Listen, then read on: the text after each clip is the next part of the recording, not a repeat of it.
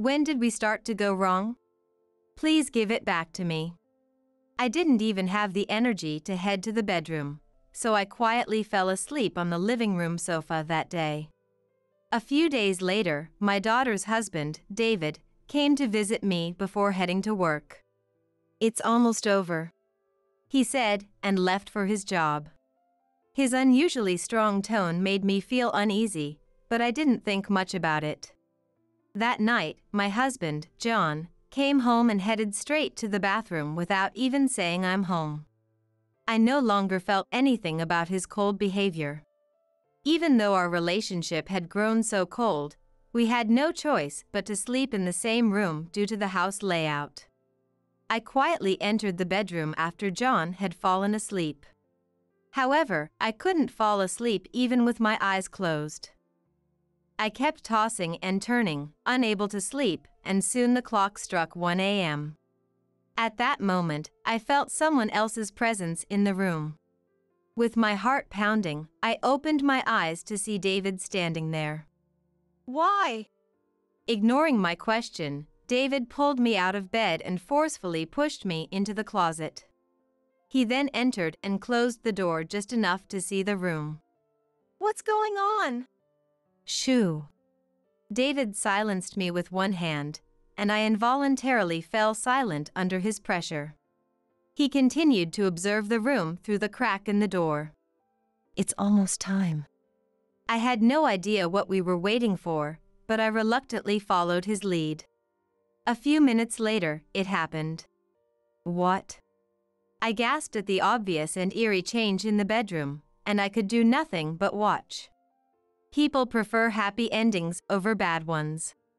An ending where no one is missing, and everyone is smiling happily. But does such a story even exist? Isn't someone's happiness always accompanied by someone else's misfortune? This is the story of my happy ending. Happy birthday, Mom. I am Jennifer. I am turning 57 this year. At this age, I usually wouldn't remember my own birthday, but my daughter, Ashley, always celebrates it so diligently that I remember. This year, she gave me a beautiful fountain pen that I can use as a full-time employee. Last year, it was a wallet, I think. This is from me. Happy birthday! Ashley, who has grown up to be so kind, has a husband. His name is David, a former colleague of her. He is a quiet person, often lost in thought. When he was first introduced as her boyfriend, I was honestly a bit worried. But as I saw the kindness in his eyes towards Ashley and how he could be considerate of others, I gradually felt relieved. Even now, though he still seems a bit absent-minded, the gift he handed me was carefully wrapped, and inside was a beautiful scarf. He has good manners and is very kind to us as well. I am happy to be surrounded by such wonderful people. Thank you, both of you. I'll cherish it. Thank you. By the way, we also got a cake, so let's eat it soon. I'll cut it. Thanks. Mom, please sit here. The cake was neatly divided into 4 pieces. Yes, we are not just a family of 3. As David was serving the cake onto plates, the living room door opened. Hey! You guys are so noisy. John. Welcome home. Today is Mom's birthday. Oh, I see. Is there a piece of cake for me too? Yes. Here you go. Okay, then now be quiet from now on. I'm going to bed soon. When David handed John the cake, John took it without even glancing at me or Ashley, and he went straight to the bedroom. What's that? He didn't even say happy birthday to Mom. Oh well, it's been like this for years. I don't let it bother me anymore. John used to be a very kind person. We promised each other that we would be good parents, and then we had Ashley. At first, John seemed to be trying to be a good father. When Ashley cried, he was the first to run to her, even before me, and he brought home new toys for her almost every day. But parenting, for better or worse, is something that takes up a lot of time. He gradually began to prioritize his own desires over spending time with her. As a result, young Ashley became less attached to John. Maybe because he didn't like that, he started avoiding time with her even more, eventually only coming home to sleep.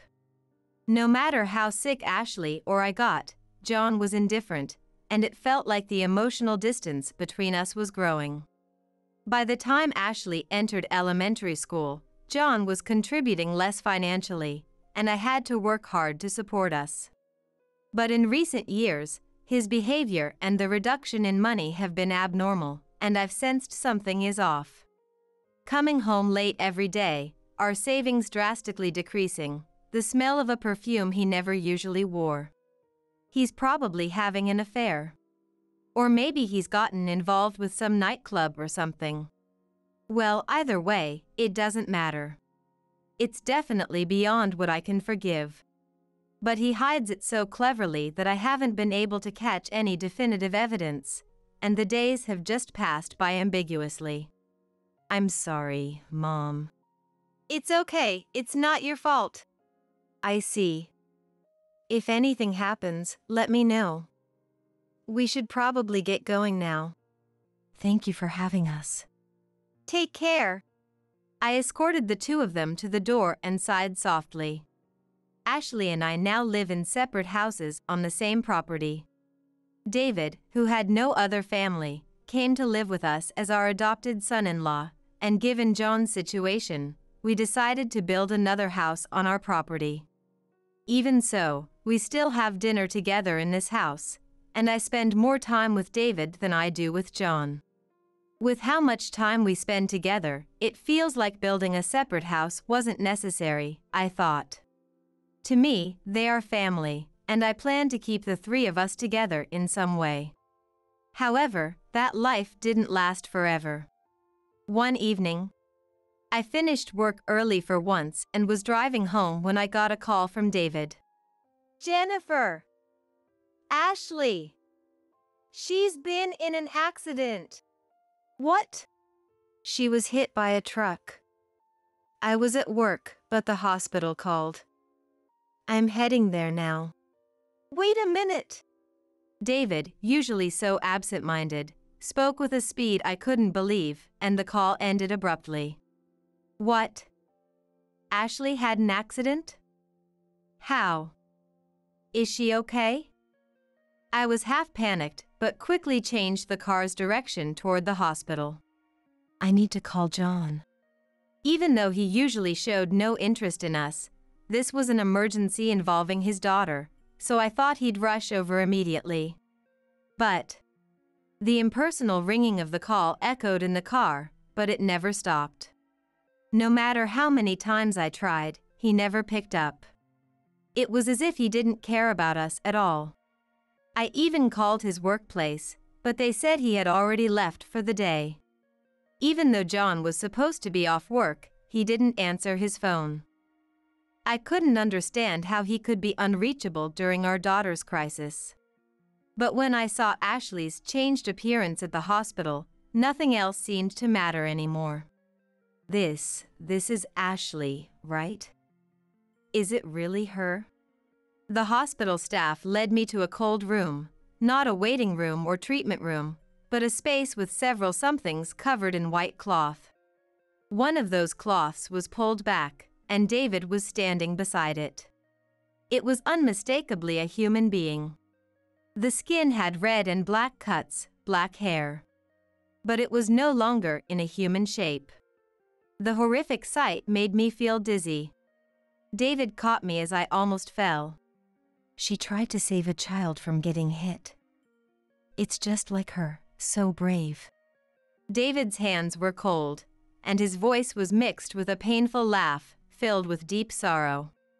The half of the face that remained was still beautiful, unmistakably hers. But a glance elsewhere revealed the absence of what should be there. As the officer calmly explained the situation, I started crying uncontrollably. Why, Ashley? She did nothing wrong. Why take her from me? I was so distressed that I wasn't sure what I was saying. I just couldn't stop. If I didn't let out all my tears and feelings, I felt like I would cease to exist as myself. David held me gently, his face twisted with regret. He sniffled occasionally too. Seeing Ashley's husband, much younger than me, trying so hard made me wonder what I should do from now on. It all felt meaningless. The following events passed by in a blur. The police investigation confirmed it was an accident, not a crime, and Ashley was hailed as a hero for saving a child. The funeral was crowded with people, a testament to how loved she was. As her mother, I felt a bit of pride. David seemed to feel the same, showing a slightly proud expression. However, John never contacted us during the funeral. I told him everything only after it was all over. I called you many times. He entered silently through the front door, and I spoke to him. I rarely initiated conversations with him, so he looked a bit surprised. There were traces of bright red lipstick around his mouth, which disgusted me. "Oh, what did you want?" "Where were you?" "I was at work." Don't answer a question with a question. "So, what did you need?" I called his workplace again, but they told me he had been on paid leave for several days. Work. Give me a break. But I didn't have the energy to argue anymore. Ashley was in a car accident. We had her funeral yesterday. I see, that's unfortunate. It felt like a punch to the head. What kind of father reacts to his daughter's accident as if it were someone else's problem? No sign of sadness or pain. Aren't you more upset? Yes, it's very unfortunate. So, where were you during our daughter's emergency? I told you, at work. It's unfortunate about Ashley, but I was working, so what could I do? Don't make me repeat myself. John spoke with slight irritation and then disappeared into the bedroom. I clenched my hands on my lap. I was angry. Angry at John, who seemed unfazed by Ashley's death. And angry at myself for not being able to say anything back to him. Why did this happen? Where did we go wrong? Give her back. Tonight, I didn't even have the strength to head to the bedroom, and feeling overwhelmed by a mix of negative emotions, I quietly fell asleep on the living room sofa. Since then, the days John comes home have noticeably decreased. Today too, it's just David and me saying grace at the dinner table. The table, full of empty seats, lacks any smiles.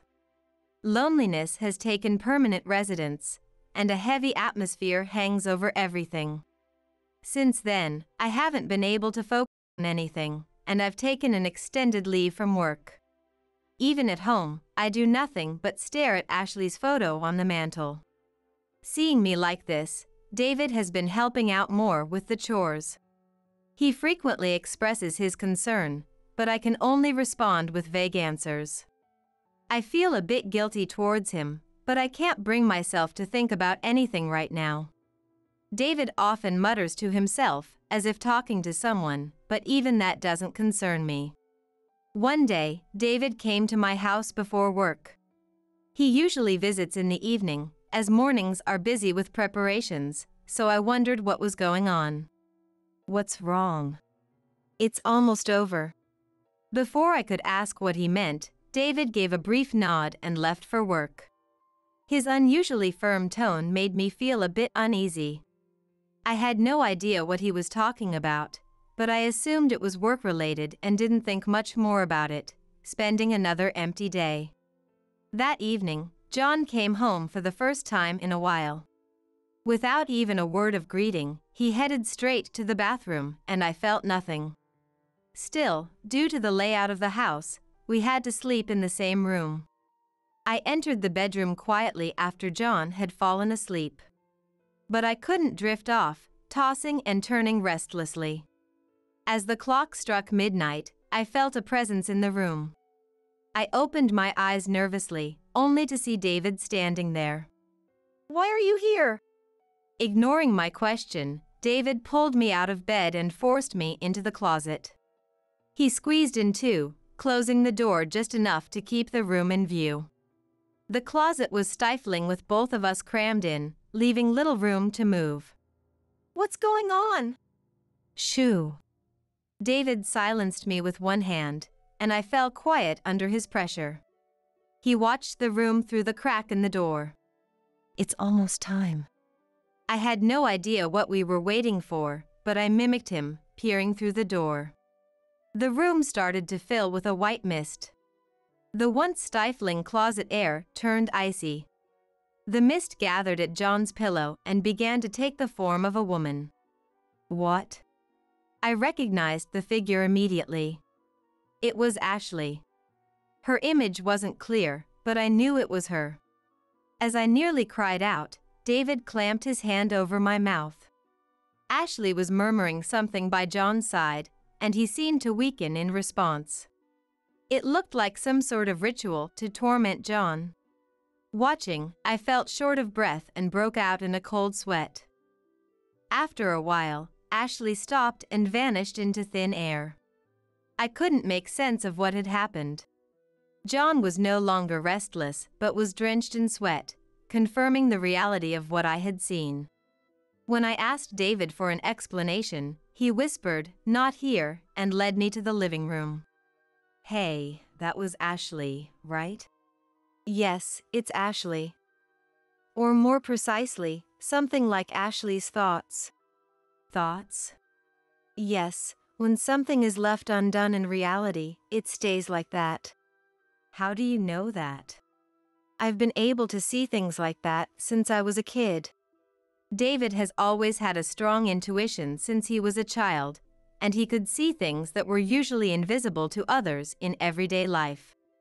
Because of this, he often felt exhausted during the day, and he apologized for his lack of cheerfulness, saying it was because of this. Ashley knew about this and was even more drawn to David after learning about it. I thought it was just like her. She was always a child full of curiosity. I've always avoided people because I thought they would find me creepy for having this ability. But she accepted me for who I am. That's why I decided to stay by her side forever. David looked nostalgically at an empty space again. There was nothing there, but I was sure Ashley was there, just invisible to me. I had never really believed in spirits, but after witnessing what I saw earlier, I couldn't help but believe. When Ashley was gone, I couldn't sleep at all that night. But I felt her presence. I couldn't see her clearly yet, though. I see. But as the memorial service approached, she became more visible. Now I can even talk to her. It turned out that when David occasionally talked to someone, it was her, who remained here as a spirit. Being able to talk to her again, even though she was supposed to be gone forever, was incredible. No matter how hard I tried, I couldn't see Ashley's form. I envied his ability. Did Ashley say anything? The first thing she did was apologize. She said she was sorry for leaving so suddenly. I wanted to tell Ashley that she didn't need to apologize. She didn't do anything wrong. She protected our child, she was a hero. She was very worried about Jennifer. She wanted her to recover quickly. I couldn't possibly recover. She was my everything, my only family. And she was very angry at John. She wanted to confront him today, which is why that happened. I'm sorry if it scared you. I see, but why the closet? Honestly, spirits and emotions are hard to understand. I was worried that Ashley's negative feelings might affect Jennifer. I see. It did feel a bit suffocating. Did Ashley have anything to do with John coming back suddenly today? Yes, she did something. I'm not sure exactly what. David shrugged and said that spirits were mysterious. I had many feelings about John that I wanted to confront him about someday. Maybe now was the perfect chance. It was time to resolve this crumbling family situation. David, are you free tomorrow? Huh? Oh, yes, I think so. Let's end this. I want to talk to John properly. Can Ashley join us? She's nodding and smiling. She might have a plan, but I'm not sure. That's reassuring. All right, let's get some sleep. Yes, oh, and Ashley really cared about Jennifer. So please, don't push yourself too hard. I understand. Good night. David, probably with Ashley, went home. I didn't want to go back to the bedroom, so I lay down on the living room sofa. Unlike earlier, I quickly fell into a deep sleep. Even though the sofa wasn't comfortable, it was the best sleep I'd had in a long time. I woke up to the sound of birds chirping. Sunlight was streaming pleasantly through the gap in the curtains, and I thought it was a wonderfully peaceful morning. As I sat there for a while, lost in thought, I suddenly heard a scream followed by the sound of heavy footsteps running towards me. Jennifer! It was my fault. I've been cheating. I'm sorry. Please forgive me. John burst into the living room and immediately started apologizing with great urgency. I was stunned by the suddenness of it all, but I guessed that he must have had a dream where Ashley said something to him. Why did you do such a thing? When Ashley was born, Jennifer, you were always just focused on Ashley. So at first, I was just fooling around out of spite, but before I knew it. I'm really sorry now. I won't ever do it again. Ashley made me realize that. Let's start over as a married couple. His voice sounded like he was about to cry. Seeing a grown man, who has brought his own misfortune upon himself, crying and wailing was pathetic. It's too late now. Do you really think I could forgive a man who was cheating even during Ashley's last moments? My voice came out much colder than I had expected. And John, surprised, shook his shoulders. But originally, it was you who only paid attention to Ashley and never looked at me. It's not my fault, it's yours.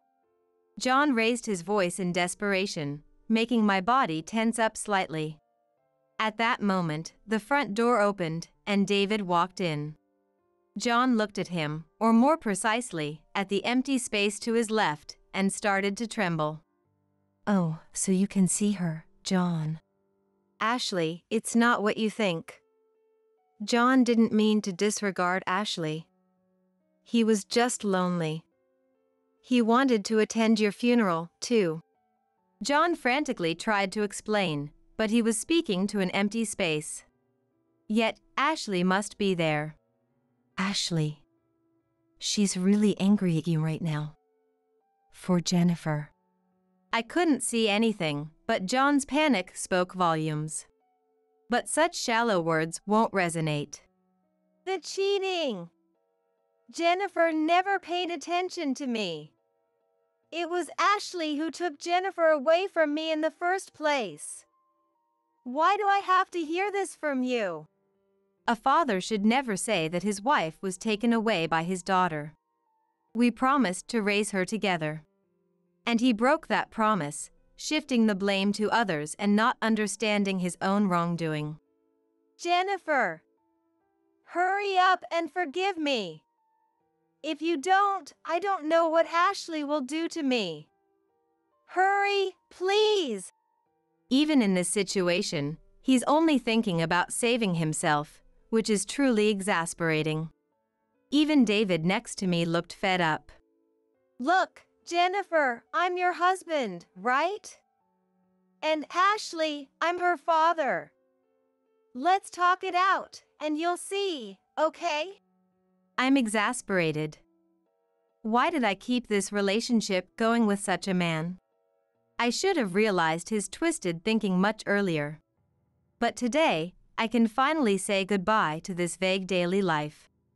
I no longer consider you my husband or Ashley's father. Disappear from my sight. As I finished speaking forcefully, John's eyes widened and he hung his head. His eyes, void of light, stared at the floor as he mumbled something incomprehensible. I suddenly felt unsure of what had just happened and instinctively moved closer to John, but David stopped me, saying it was okay. I felt as if someone had embraced me from the front. Though only John, now devoid of will, stood before me. I instinctively felt it was Ashley. I can't see it, touch it, or hear it, but I know I'm being held right now. I feel warmth. I say thank you and hug back. I thought I heard a voice saying, "I'm sorry." You don't have to apologize.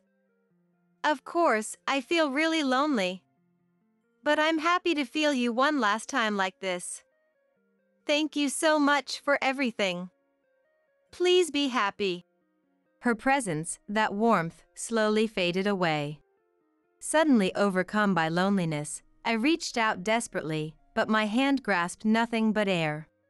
No one can beat Jennifer. Ashley had the happiest face I've ever seen. As a mother, I always thought there was more I could have done for her. But hearing David's words now, I felt relieved. If she was satisfied, that was enough for me. My regrets will stay with me until the grave. John hung his head and froze. After that, he was taken to a psychiatric hospital. Occasionally, he would regain lucidity, tremble in fear, and mumble something again. His unusual symptoms puzzled the doctors, but eventually, he was admitted to a psychiatric hospital. Even seeing John, who had become like an empty shell, didn't stir any feelings of sympathy in me. Because this is the binding love Ashley left him with. Well, now that everything's done, I guess I'll get back to work. Maybe this isn't really the end. Ashley is gone, and John is broken. From the outside, it might look like a bad ending. But my heart feels strangely clear. All the years of worry over John have ended. I was able to hold Ashley one last time. Having David, who is so kind, as a family to support me is wonderful. To me, this is a happy ending. I have no more regrets. I am still legally married to John. Honestly, I have no intention of taking care of him in the future, but due to disability benefits and the house deed, we haven't divorced. Even so, I feel a slight guilt, so I occasionally check on him. Well, it's a psychiatric hospital, so I can't visit him. He still spends his days in fear and apology, and the doctors say it will be a long time before he's discharged. I don't wish him unhappiness, but I want him to atone for his sins. David seemed a bit disappointed that Ashley's spirit was gone. I can't see her anymore, but you seem so much brighter than before. I'm glad about that. He is truly a nice man. We talked once about our future lives. David, you don't have to worry about me anymore. You can live freely. You don't have to stay in this house. That's true, but if you're okay with it. I want to stay here. Why? Ashley always thanked you. She said it was thanks to Jennifer that she could do what she wanted and grow up straight in such an environment. Ashley didn't need to say that. No, I feel the same way as Ashley. You have an incredible capacity to accept others. Living in this house, I think of you as my real mother. He said this while looking away, his ears a little red. He looked so much like my own son that I couldn't help but laugh. Though he looked dissatisfied, he started laughing with me. As our laughter echoed, a fresh breeze blew through the room. It was a very pleasant breeze, like Ashley's bright smile from the altar. I was attacked with a bat on my way home from my part-time job, leaving me with a broken arm. Even though I was hospitalized due to overwork and fever, I couldn't get in touch with my husband, Stephen. I managed to call his workplace and pleaded. Excuse me, I'm Stephen Davis's wife. Could you please put my husband on the phone? The woman on the other end replied with a puzzled voice. There's no one by that name here. There's no one by that name here. What do you mean? I asked, my voice trembling. After talking further with the person on the phone, I learned that she was actually Stephen's real wife, Margaret. I had been deceived by Stephen all this time. Hey Amy, who do you think is responsible for what happened to your arm? Who? I don't think the cause is just this person himself. I have an idea. Could you hold off on reporting him to the police and let me handle this for a bit? I decided to trust Margaret's words. My name is Amy Davis, 27 years old. I'm a part-time working wife, married for 5 years. My husband Stephen is 37. Exactly 10 years older than me and a very reliable person. Stephen works as a lawyer. That's why he's always so busy with work and often doesn't come home. I married Stephen right after graduating from college at 22. My parents were against my marriage to the man I had been dating since college. They said I was too young, that I should gain work experience first, that I might be getting tricked by a man 10 years my senior. Shocked by my parents' words, I ran off to be with Stephen. He readily agreed to let me stay with him. And so we got married, just like that. No ceremony. Believing we would have a proper one someday, we didn't even take photos. Since then, I've been working part-time and living in this room, waiting for Stephen. But Stephen really is busy. Hey, do you really have so many overnight jobs? I realized I had been constantly asking him the same question since we got married. That's right. Being a lawyer is really busy. You're young and naive, so you probably don't understand, but when clients are far away, there are a lot of overnight jobs. He often told me stories about how he had clients who relied on him from far away. I'm a simple person, so I just thought, oh, is that so? To begin with, I'm not the type to think deeply about things. That's probably why, when I fell in love with him, it was a straight shot. His job was something I had no connection to, so I could only listen in amazement. Recently, busy Stephen has had more days where he doesn't come home. It's probably because he is a capable lawyer, but for me, it's just unbearably lonely. I'm the type of person who wants to have someone I love by my side. That's why, during college, I was always with my friends and participated in various clubs and parties. I sometimes think back on how fun those days were. It's also significant that I was an only child at home and received a lot of love from my parents. Having married against my parents' opposition, I can't go crying to them now even if I'm lonely. So, to distract myself from that loneliness, if I heard that the part-time staff was short or overtime was needed, I would volunteer myself and try to minimize the time I spent alone. Hey, you can't come home again today? Sometimes, when I couldn't bear it, I would call Stephen and he would reply, You understand, right? I'm working too. Don't be selfish.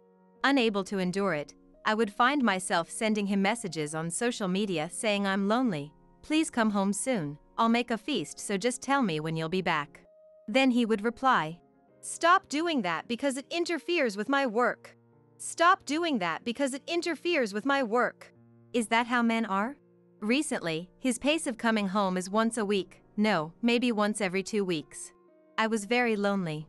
Now, I come home, finish the housework with my tired body, and then fall into a deep sleep. That's how my days go. What in the world happened to him?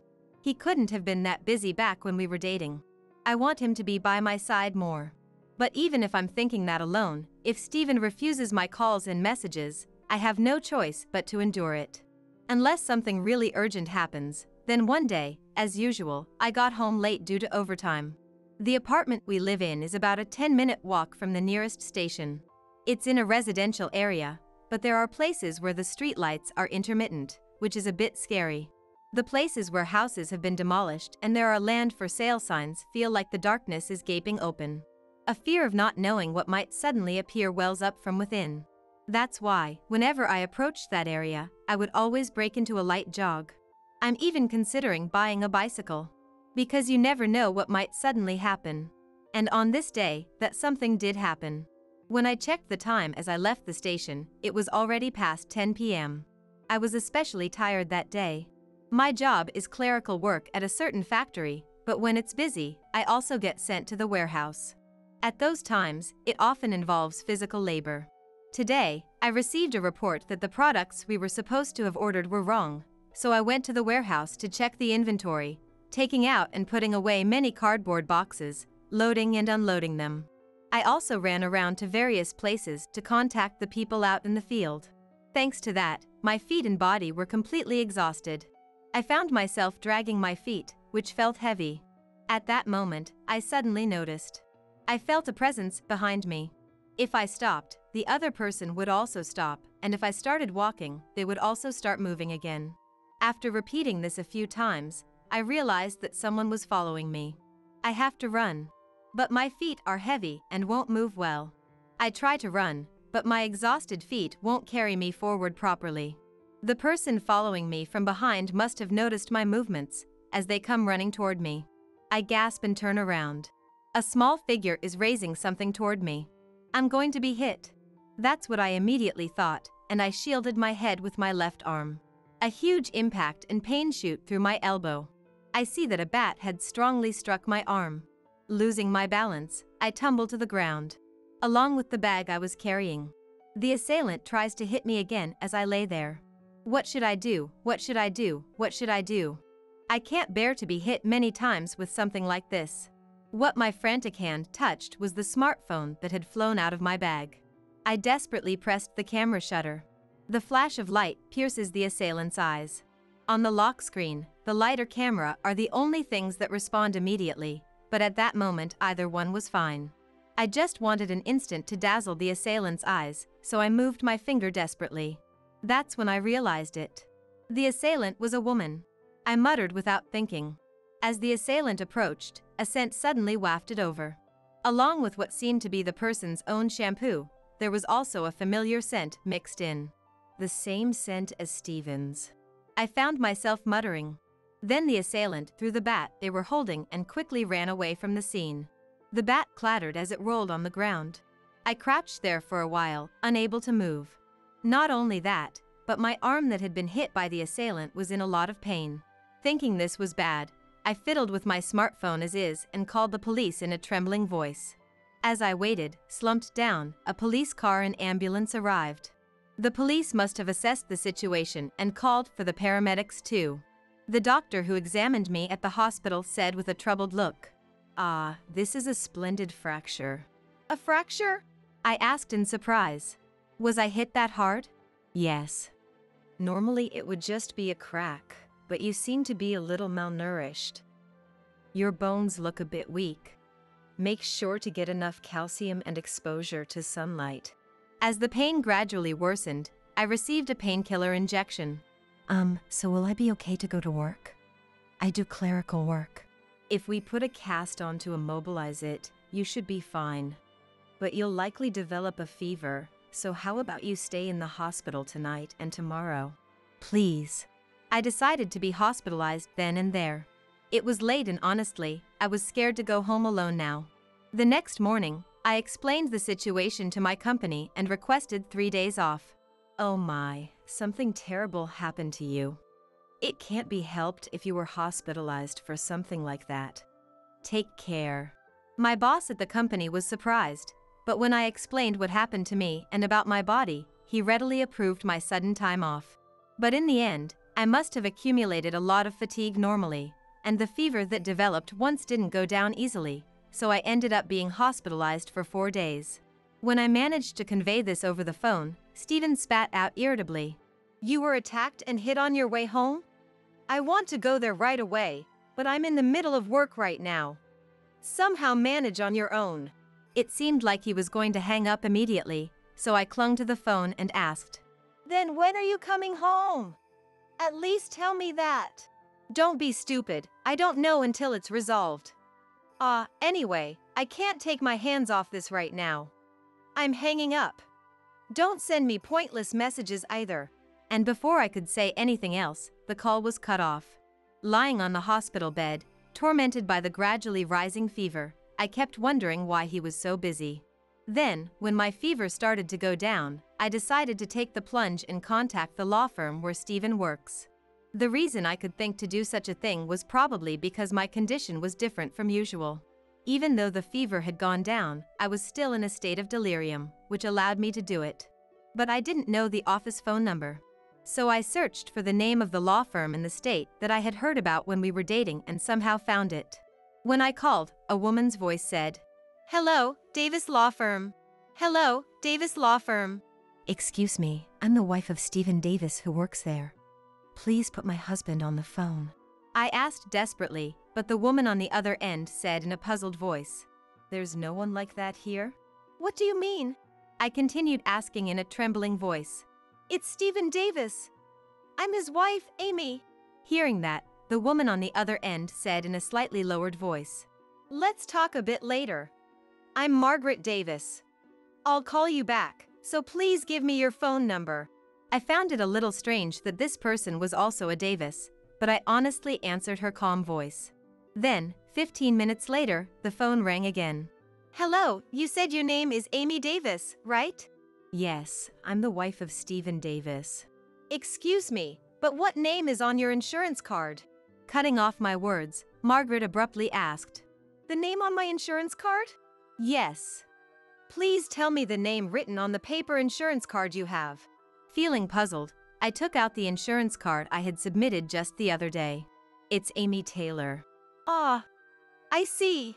Margaret let out a big sigh. Amy, listen carefully. As I said before, my name is Margaret Davis. I'm Stephen Davis's wife. His real wife. What do you mean? Forgetting what she had said before, I reflexively asked back. Calm down, Amy.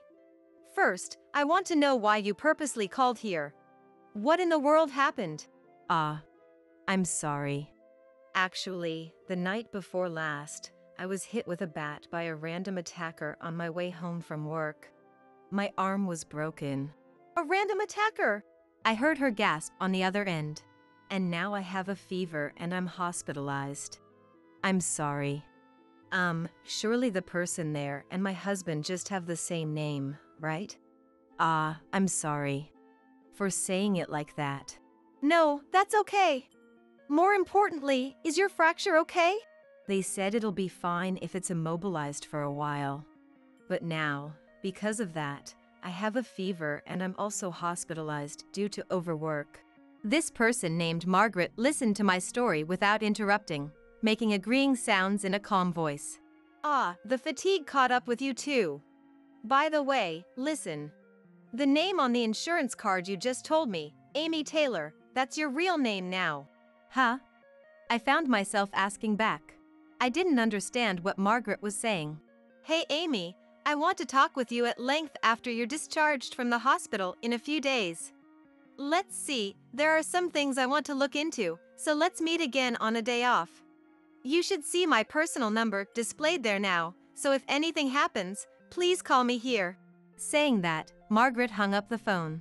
I had no idea what she had told me. Insurance card? What in the world did she mean? I had simply continued using this one since graduating college and getting married because Stephen said it was fine, that's all. And yet, what in the world? A week later, I met up with Margaret at the hospital, taking the opportunity of a checkup. I had unexpectedly been able to take time off. I had told my company that I was discharged, but my boss said with a slightly troubled look, "You always work diligently, so please think about your health sometimes. And I'm sorry for always making you work late even though you're part-time. It's because I made you go home so late that you ended up encountering a random attacker." Hearing those words, I felt distressed thinking I had made everyone worry. No, it's my selfishness, letting me work so much. If it disrupts the work plans, I'm truly sorry. You know, it's good that you're obedient, but you're a little reckless sometimes. That's right. Amy is a good girl, but I get worried about you sometimes. Even my coworkers said such things for some reason. So I decided to take about 10 days off. This job is certainly clerical work, but it also involves a lot of using my arms. If I have to keep covering for that, my efficiency will also decrease. On top of that, I had accumulated quite a lot of paid leave. It wouldn't be bad to use some of it around now. When I contacted Margaret about this, she agreed to meet me at the hospital. We went from the hospital to a cafe to talk, in Margaret's car. Inside, the space was partitioned off for each table, so even if we talked a bit loudly, it wouldn't reverberate much to the surroundings. There, she got to the point. Let me reintroduce myself. I'm Stephen Davis's wife, and we've been married for 10 years now. And I'm a lawyer at the same firm as him. You called yourself Stephen's wife, but you're not actually married to him. After saying just that, Margaret placed a wedding photo stored in her smartphone and a copy of their family register in front of me. What I had unconsciously stopped thinking about after being told over the phone the other day was thrust in front of me again. Feeling like I might faint, Margaret said, "It's okay. Can you pull yourself together and listen?" She said with a serious expression. Yes. You know, I had been suspecting that he was cheating for a while. But he's in the same profession, so he wouldn't do anything to let me get evidence. I see, if I'm not married like Margaret says, then I'm the one he's cheating with.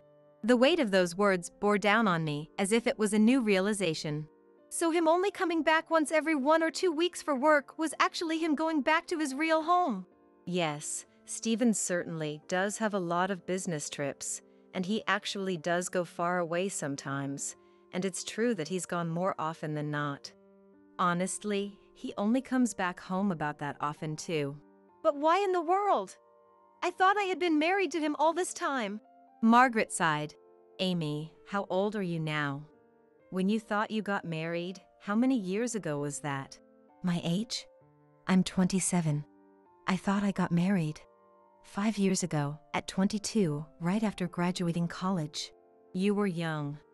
And you said your current job is full-time part-time work, right? That must be tough. Wondering what she wanted to know, I nodded. Oh, as I told you over the phone the other day, I'm taking some paid leave now. Since it had accumulated. So now. No, that's not what's tough. It's that you were tricked by him and taken away while you had no real-world experience. You were deceived by his smooth words. I was surprised that she spoke ill of him. Hey, haven't you ever thought it's strange that your insurance card can be used? Could you show it to me if you have it now? As she said, I took out my insurance card from my wallet. Margaret took it and looked at it, then muttered, "I thought so. You're still under your father's dependent coverage." But I was able to use it. Is there a problem? No, of course you can use it. It's not wrong. But the fact that you can use it means you're not married to him.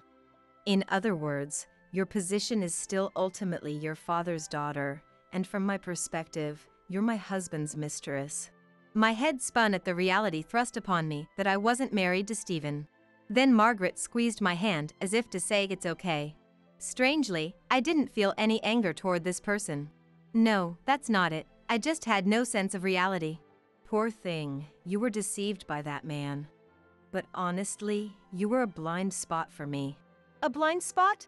The one I suspected of being the mistress was this person. She showed me a photo of a certain woman. My eyes were drawn to the figure in that photo. This person. Do you know her? I reflexively let out an "Oh," and took out my smartphone. Then I opened the photo folder, and there it was. This. I showed one photo to her.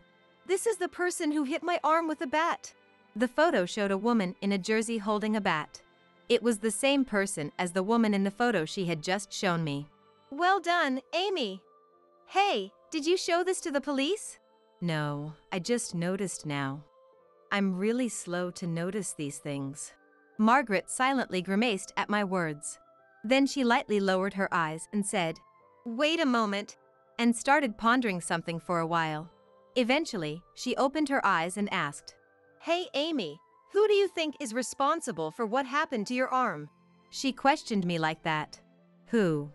It's this person. But I don't think the real cause is this person. That's why I want you to wait a bit before telling the police about this person and let me handle it for a little while, okay? I silently nodded. I thought there was nothing I could do now, and I had no choice but to rely on this person. Then another week passed, and Stephen finally came home. Welcome back. That was quite a long business trip. I was lonely. I greeted Stephen and said this in a cheerful voice while hugging him. Then my arm cast happened to hit around his chest. Ah, so this is the fracture mentioned in the message. Are you okay now? I wasn't okay. How many times do you think I wanted to contact you? I tried to send messages a few times, but I did as you said.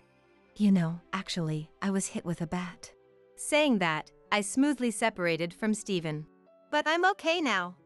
I properly went to the hospital and got examined. An ambulance came for me that time. I purposely didn't mention the police. By the way, actually, my friend is here today. A friend? That's unusual. From work? No, it's a friend I made recently. Hey, could you come over here for a bit? I want to introduce you. I took his hand with a smile and led him toward the living room. When I opened the door, the two women who were sitting on the sofa watching TV turned around to face us. You too, he is back. Hey, welcome back, Stephen. So you come back here too, huh? Margaret? And Jasmine.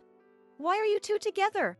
One was Margaret, and the other was Jasmine, the other mistress who had attacked me that time. Come on, sit down, sit down. And I pushed the frozen Stephen toward the two of them with my working hand. The two of them forced the shocked and powerless Stephen into a seat from both sides. Why the hell are you here? Why? Because we became friends, you know? At Jasmine's words, the three of us simultaneously said, Yeah. Hey Stephen, you always said you were suffering because your wife looked down on you at the office and at home, and you wanted to punch her, so I went to teach her a lesson. But what, this Amy isn't even your wife? I ended up breaking her arm by mistake. It's your fault, you know? Huh, what the hell? Jasmine, you broke Amy's arm? So I thought I'd go to your wife's place, but when I followed you home and attacked the woman living there on the street at night, it was a huge mistake. I was just surrounding you, that's all, right? That's right. Jasmine was the one who had attacked me. Margaret had originally visited this person, whom she had investigated, directly and explained what had happened, asking for her cooperation. In exchange, she would defend her in the assault case against me this time. I never asked for that. Jasmine, did you really do it? Hitting Amy with a bat. Didn't ask? Didn't you think I'd do something like that? But you know, right now, I want to punch you. Jasmine grinned nastily and slammed her right fist into her left palm several times. Huh, why me? Are you stupid? No matter how much of a bitch I am, do you seriously think I'd cling to a guy who's dating 3 women at the same time? Just thinking that I was stuck on a man like this makes me feel like I'm really stupid and puts me in a bad mood. She bluntly said. And I thought. I was really stupid too. I was just surrounded by this person, but I believed his words that we were married and assumed I had become his wife. Come to think of it, I only signed the marriage license. I left the submission to him. Why didn't Stephen try to go submit it together? It's obvious. There's no way he could submit it, so of course he wouldn't go together. I must have wanted to keep dreaming of being married to him without facing reality. That's why I couldn't think it was strange about the insurance card, which I should have noticed if I had looked into it a little. So, this is... I don't care about your excuses, Margaret said to Stephen, who was trembling as he faced Jasmine, who looked like she might raise her hand at any moment. With Amy being found, all the evidence of your cheating has been gathered. I told my father everything, you know, to your father-in-law. Stephen's face changed color. That person must be important for his position. Yes, I gathered the evidence and submitted it to my father, who had no eye for people and made me marry you based on your potential. And he had the rights to the firm transferred to me. So as the new director, my first decision is this. Stephen, you will leave the firm. And I will submit what you did to the Bar Association. What? Well, of course. That's my father's firm. You entered it as my husband and worked as the next director, but if we kept employing someone who would do something so legally questionable, it would be a credibility problem for our firm. There's no way my father would let me stay with someone like this. So, you'll write this too. Margaret put divorce papers on the table and thrust them at him. Seeing that, words suddenly came out of my mouth too. Stephen, You didn't even give me a divorce petition, let alone the marriage license from that time. He raised his face at that. Grease sweat was flowing profusely from his forehead. No, but you didn't ask anything. So you deceive young women all over the place? Hey, Margaret, this guy works with the law, right? Yes, that's right.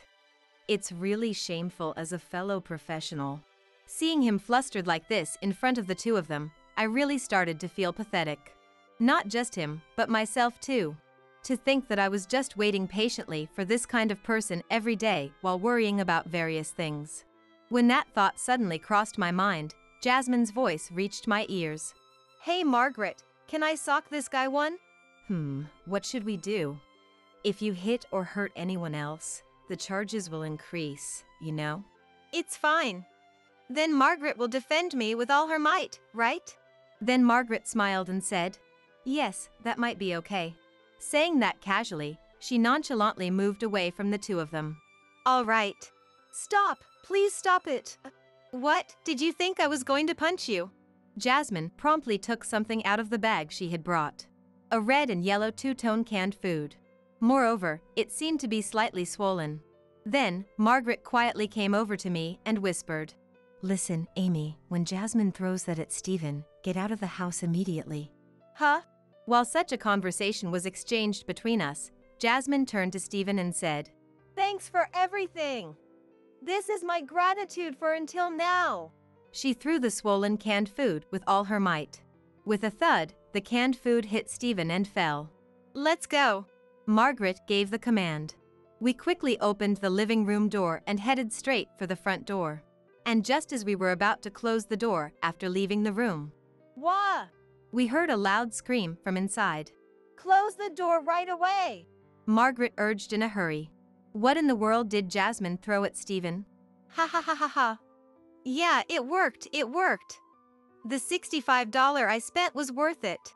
Huh, $65? For that canned food? Then Margaret also let out a loud laugh. Ha ha ha. Well, that's about how much it costs. Because that canned food is surströmming. As I tilted my head in confusion, Jasmine added, It's said to be the world's smelliest canned food. If you leave it at room temperature, it ferments and explodes when it swells up that much. Man, I always wanted to try it. I never thought I'd end up throwing it at that guy, though. And you even waited a bit at room temperature so it would properly explode, right? Margaret asked amidst her uncontrollable laughter. That's why I told Amy to send her luggage to her parents' place or somewhere beforehand. This room will probably be contaminated and unusable for about a month. Contaminated? The moment I heard that word, laughter welled up from the depths of my stomach for some reason. The image of Stephen, who had been pretending to be so cool until now, kept appearing and disappearing in my mind. Well, Margaret, I'm going to turn myself in to the police, so come with me. Right, there's also the matter of whether to press charges, so Amy, you come too. Wait a second. I told the two of them to step away from the door a little. What are you going to do? Taking a deep breath, I suddenly opened the door and shouted, Stinky, stinky, stinky. I can't stay in a room like this anymore, so I'm never coming back. You've been deceiving me all this time. I really hate you now. After saying all that in one go, I slammed the door shut. Blinking at the stimulating odor that leaked out and coughing, I laughed with all my might along with my tears for the first time in a long while. Immediately after that, the three of us headed to the police. However, I had decided to settle out of court. After all, Jasmine was also just another victim who ended up doing what she did because of Stephen. And I couldn't help but feel a strange sense of affinity toward Jasmine's actions throughout this whole thing. Toward the person who hit me with a bat? People might say I'm too much of a softie, but it's true that I'm ignorant. And I'm probably too much of a goody two-shoes and an idiot who doesn't know the ways of the world. But right now, the feeling of being fellow victims deceived by the same man is very strong for me. And also, Jasmine's method of revenge against Stephen was just too funny. Moreover, after hearing the story from Margaret, Jasmine immediately came to apologize to me and said she would properly pay for my medical expenses. She also said she wouldn't charge anything to Jasmine and me. As for me, There was also the fact that it was confirmed I had truly been told by him that we were married, didn't know about the existence of his household, and was completely deceived. In other words, he liked young girls. Margaret said after everything was sorted out. Actually, you were dating him since you were a student too, right? Did Steven perhaps offer you money? No, that's not it. I genuinely thought it was true love. I really loved him. He must have taken advantage of that. And she sighed again.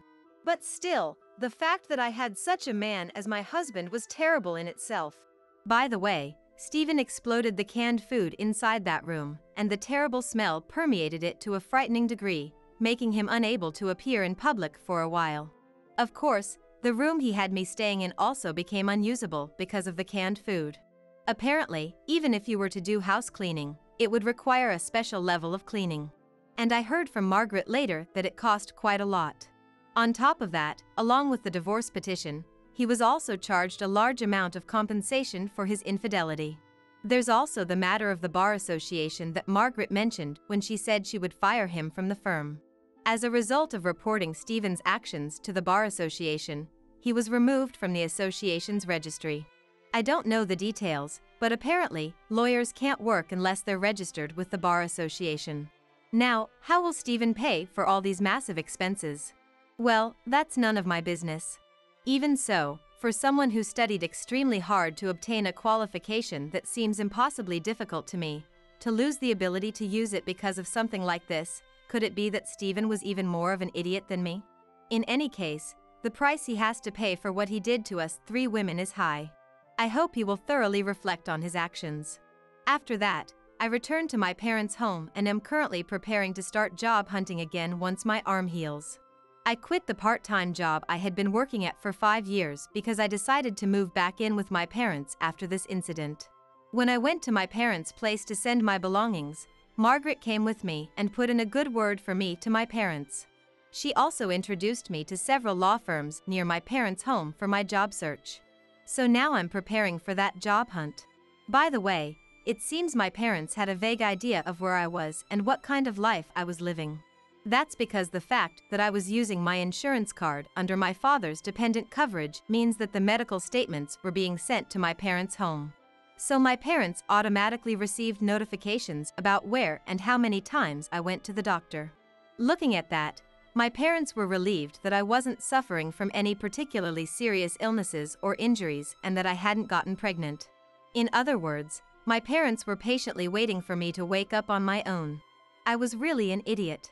By the way, Margaret, Jasmine, and I have become close enough to create a group on social media and exchange messages.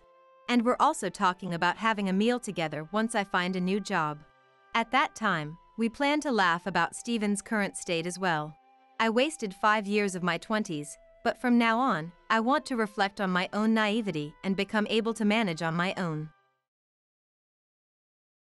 A life without kids is just miserable. My daughter Laura is both adorable and a genius. William said that with a smirk, and I couldn't help but feel a surge of uncontrollable anger. It was like he'd forgotten all he's done to me, and then he just came up to talk to me with that nonsense.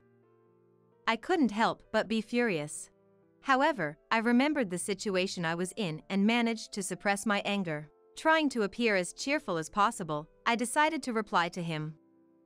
Even if he gets mad at it, it's nothing compared to what I've endured. I called my daughter, who was a little distance away, and proudly said, "Okay, let me also introduce my daughter, Jasmine." I'm probably wearing the kind of smile I imagine. While showing that to him, I hugged Jasmine, who ran up to me. "What?" He looked at us, his mouth agape in surprise. He probably couldn't accept the reality he had always looked down upon. His mistress Kate, who was grinning just like him until a moment ago, also seemed unable to hide her shock. While looking at them, I started talking to Jasmine. "My name is Isabel, and I'm a 51-year-old office worker. I have a daughter, and people are often surprised when I tell them she's 12. I did marry late, but there were reasons for that. I have a history of divorce, and I didn't have children at that time. I met my ex-husband William in an arrangement that was almost like an arranged marriage. A friend of mine worried about me always working and not getting married, and threw a party for me. That's where William took a liking to me, and I received his advances. Even so, I wasn't interested at first and was reluctant to respond to his actions. Yet, as he approached me persistently, I gradually started to return his feelings. Eventually, we started dating and soon got married. After marriage, William was serious about having children. Being in my late 30s, I felt a lot of pressure. I don't know if it was because of that, but we couldn't have a baby for a long time. Gradually, William's attitude turned cold, and he started to look down on me. What, infertile? Were you here? Did you pick up the dry cleaning I asked for? He called me infertile, treating me almost like a slave. It was so frustrating, I struggled to find a solution. I went to the hospital imagining the worst, but there was nothing wrong with me. I was even told that stress might be the cause, which left me feeling hopeless. I tried changing my diet, taking supplements. I tried everything, but still couldn't get pregnant.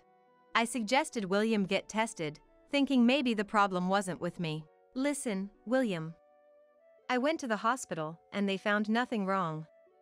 So, maybe it's worth considering that the issue might be with you, and you should get tested. As soon as I said that, his face turned red with anger. What? You're saying I'm the problem? It's just that you can't get pregnant, don't suspect me. But there's nothing wrong with me, and I've been under treatment for a long time. If we still can't have a baby, it might be because of you. No way. I'm always fine. The problem is definitely with you, okay? He completely rejected my suggestion, blaming me. At first, I fought back, but it's hard when someone keeps saying you're the one at fault. Gradually, I became exhausted, and one day, his words made it clear that I couldn't do it anymore. What's the point of being a woman if you can't even have a baby? He said it so disdainfully, and I couldn't respond. It wasn't that I agreed with his words. Instead, I was shocked at why I had to be spoken to like that.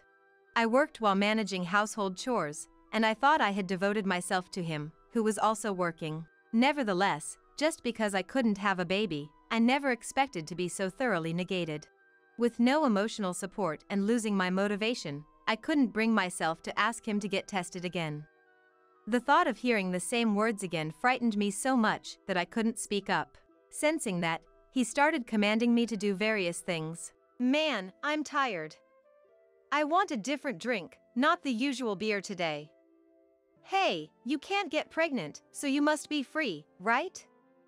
Come home right now. Laughing smugly, he treated me like a slave. If I showed any sign of arguing back, he'd hurl even more abuse at me. Still, I endured and just kept going day by day. You'd think I'd better divorce him if I'm putting up with all that. However, I married late and thought I wouldn't be able to marry again if I let that go. Also, I was embarrassed about divorcing and couldn't take that step. Time passed without me being able to do anything, and I turned 38. That's when things took a sudden turn. Even then, I was enduring harassment almost every day about infertility while continuing to work. Hey, you should know what I don't like by now. I can't eat such terrible food. This is why infertile women. That day, after he snapped at me like that, I couldn't hold back anymore and argued back. What does the meal have to do with not having a baby? I can't stand it anymore. Enough is enough. When I said so, William jumped up and started yelling at me. What's with that attitude? You can't even fulfill your role as a woman, and now you complain to me when I come back from work. Suddenly bombarded with nonsensical complaints, I got furious. What do you mean by a woman's role? If it's about having a baby, you have a responsibility too. I got tested and there was nothing wrong.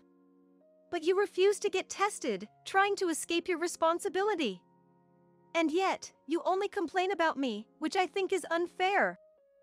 He seemed a bit taken aback by my rare rebuttal, but his silence was brief, and he soon started hurling abuses again. Why are you so stubborn? In times like these, she would immediately reflect and apologize. Hearing his words, it was my turn to be stunned. Before I could ask who he was talking about, he made a sheepish look and quickly looked away. Then, he left the house without a word. He didn't come home that day, and my distrust in him grew. From his words, it was clear there was another woman. That meant he was cheating, and if I pursued it, I might be able to divorce him. It wouldn't be because I couldn't have children, but because of William's affair. Thinking that, I soon took action. I searched online for a nearby private detective agency and hired them. William was apparently cheating recently. I had them investigate his mistress and his behavior. A few weeks after my request, the results came from the agency. During that time, William would come home but wouldn't meet my eyes. He seemed to be avoiding me, and the constant verbal abuse had stopped. Surprised at how comfortably I was living, I regretted not taking action sooner. I should have done this earlier. While thinking that, I looked at the report. It contained the fact that William was having an affair with evidence. It also included a report on his mistress. Her name was Kate. She was 23 years old, naturally younger than both of us. It seemed they started dating soon after I first suggested William get tested. So, he had been cheating for a few years. Angered by the fact, I decided to divorce him and started preparations. While I was preparing, he stayed quiet.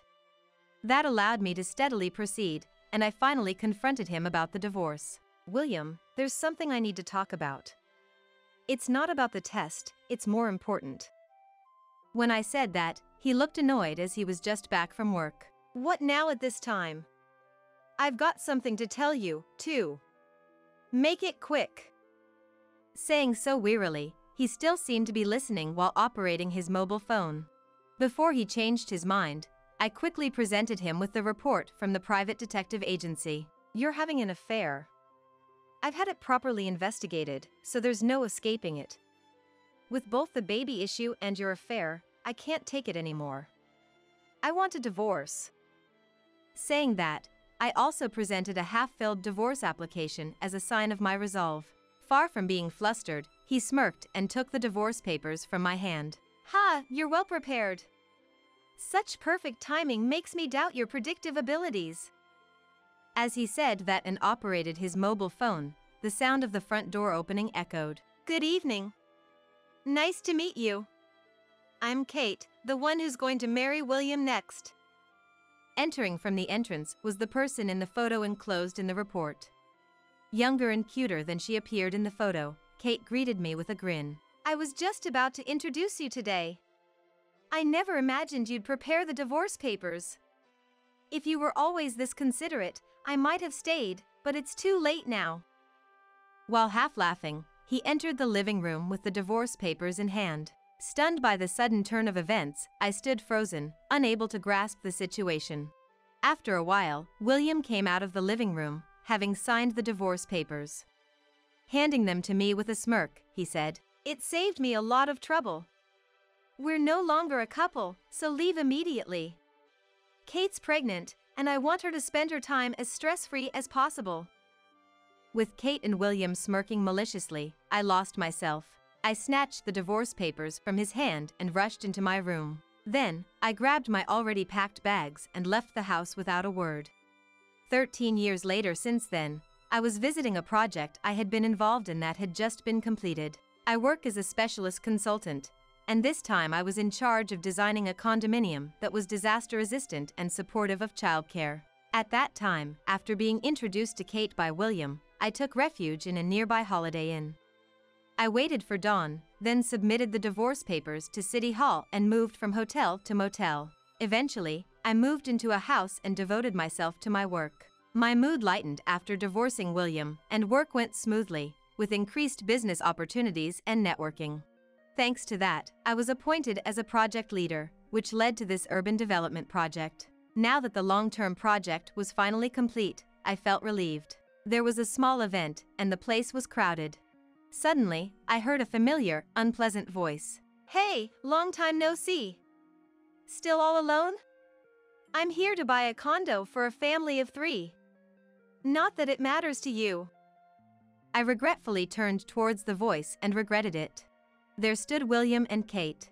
Between them, there was their daughter, who must have been in Kate's womb at that time. A life without kids is just miserable. My daughter is both adorable and a genius. Seeing William's smirking face, uncontrollable anger surged within me. It was like he forgot all he'd done, casually speaking to me like that. I couldn't help but be furious. As remembering my situation, I managed to suppress my anger. Trying to appear as cheerful as possible, I decided to reply to him. Even if he gets angry, it's nothing compared to what I've endured. I called my daughter, who was a little distance away, and said proudly, "Okay, let me also introduce my daughter."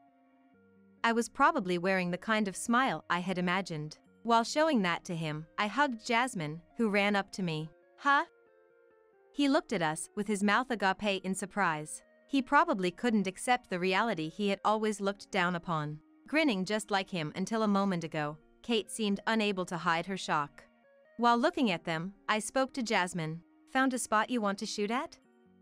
When I asked, Jasmine smiled brightly and nodded. "I want to shoot in front of the flower bed you insisted on to the end." She pointed to the flower bed and ran towards it, picking up the equipment beside me. As I watched her tomboyish figure, Kate screamed, "That's Jasmine from the video sharing site, right? Why is she calling you Mom?" At Kate's words, their daughter spoke up. "That's right. Wow, meeting the real deal. Hey, can I get an autograph?" "That's a good idea, Laura. You really are a genius." Impressed by their arrogant attitude, true to their nature as parent and child, I shrugged my shoulders and firmly declined. "Sorry, but you can't. Jasmine does video posting voluntarily. She enjoys shooting and editing. It's not about being famous. Sure, she's become well known, but that's not what she wants to do." Well, it wouldn't hurt, right? After all, Laura is a genius. A combination of a popular person and a genius makes a good story. Listening to William proudly proclaiming his daughter's genius, I asked, weary, "What exactly makes your daughter a genius?" So far, I only see a lack of common sense and arrogance. How dare you say that? Laura has a lot of things to be good at. I wanted to see concrete examples of her genius, but found nothing specific in Kate's claims, causing me to sigh. Seeing that, William, displeased with my attitude, began to brag more about Laura. "You know, Laura never sticks to anything. Too much of a genius, she masters everything too quickly.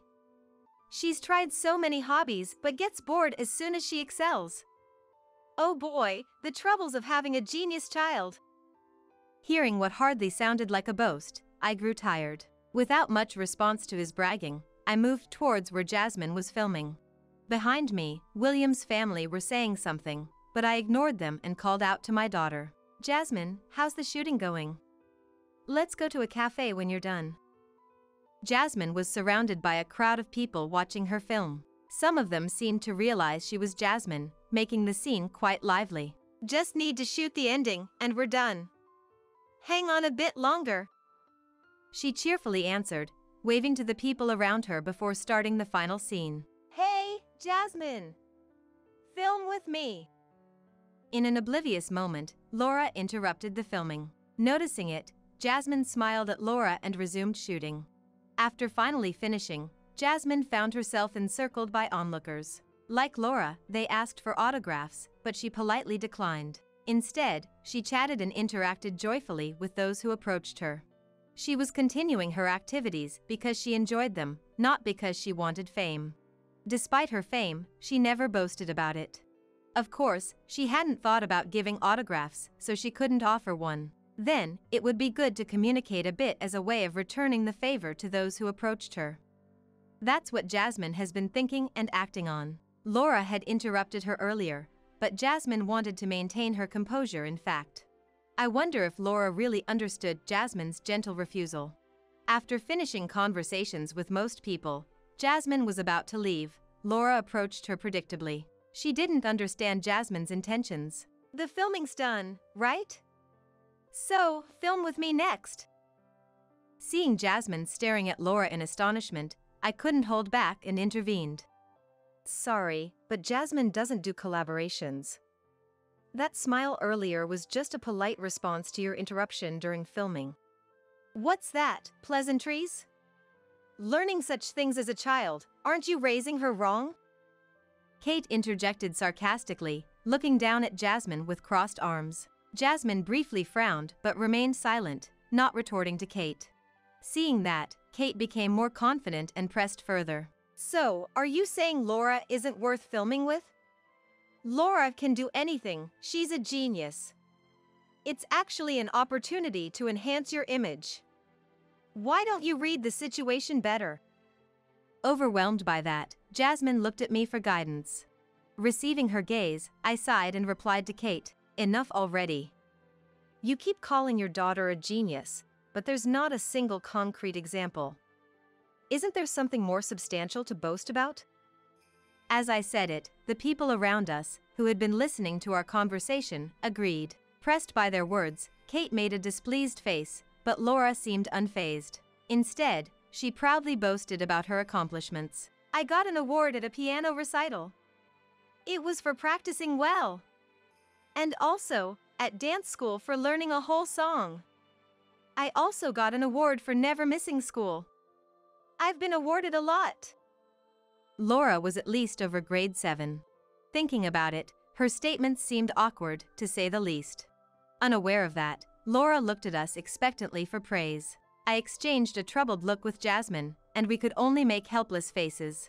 The people around us seemed to feel the same, with some even bursting into laughter. Even Kate seemed to read the atmosphere and tried to change the subject forcibly. By the way, since you're active like this, how much do you earn? You can't possibly afford to live in a condo like this, can you? Her question seemed desperate, but I decided to reply to avoid rehashing the atmosphere. Thankfully, we're quite popular on the video sharing site.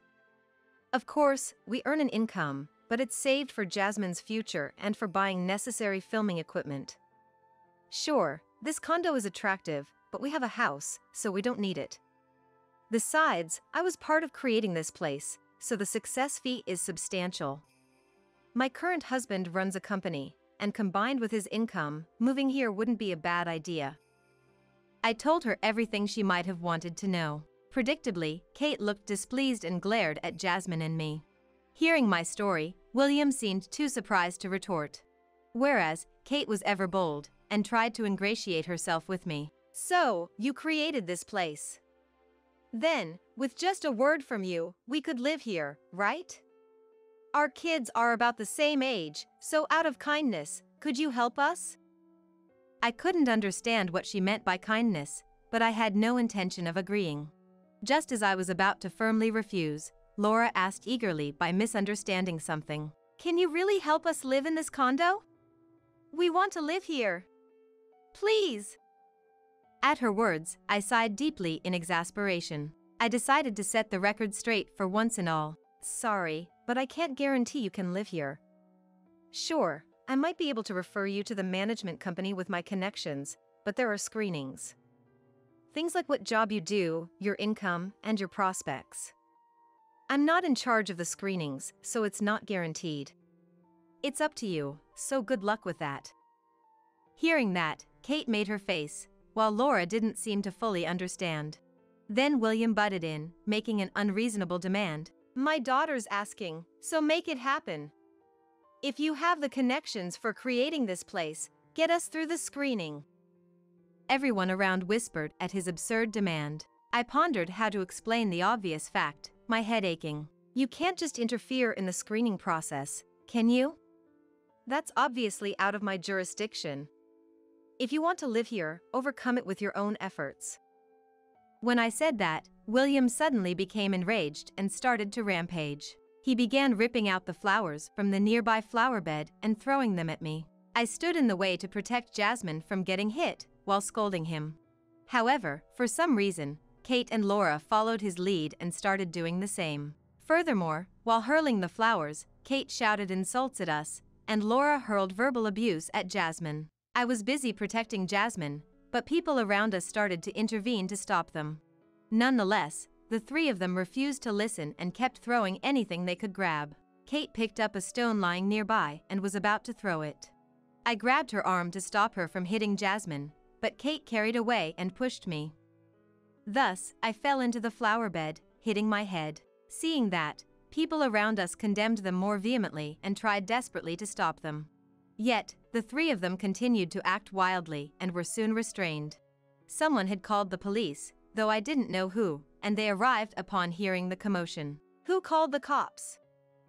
As the police officers restrained him, William shouted, but no one responded. Kate also was restrained by the police and tried to find out who had reported them. Laura stopped her tantrum but began crying upon seeing her parents being held by the police. The noisy scene was suddenly overtaken by the commanding voice of a police officer. You're under arrest for obstructing official duties. With those words, the place became silent instantly. It seemed William had attacked a police officer and was being arrested on the spot. Holding my head and hugging Jasmine, who was close to tears, I watched the scene unfold. As William was taken away, Kate and Laura were also escorted to the police station. The three of them were put in a police car and gradually disappeared from view. After such a huge uproar caused by William's family, I felt drained as they were easily taken away by the police. Meanwhile, I came to myself by Jasmine's desperate yell. Mom, you're hurt. Should we go to the hospital? Otherwise, you will.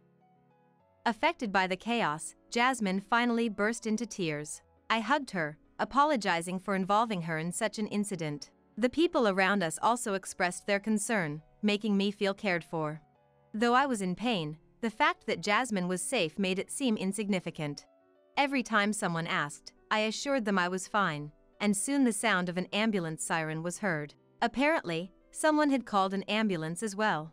When the ambulance arrived, I was taken away with the police officers. As I boarded the ambulance with Jasmine, I glanced back at the flower bed where the flowers had been torn out.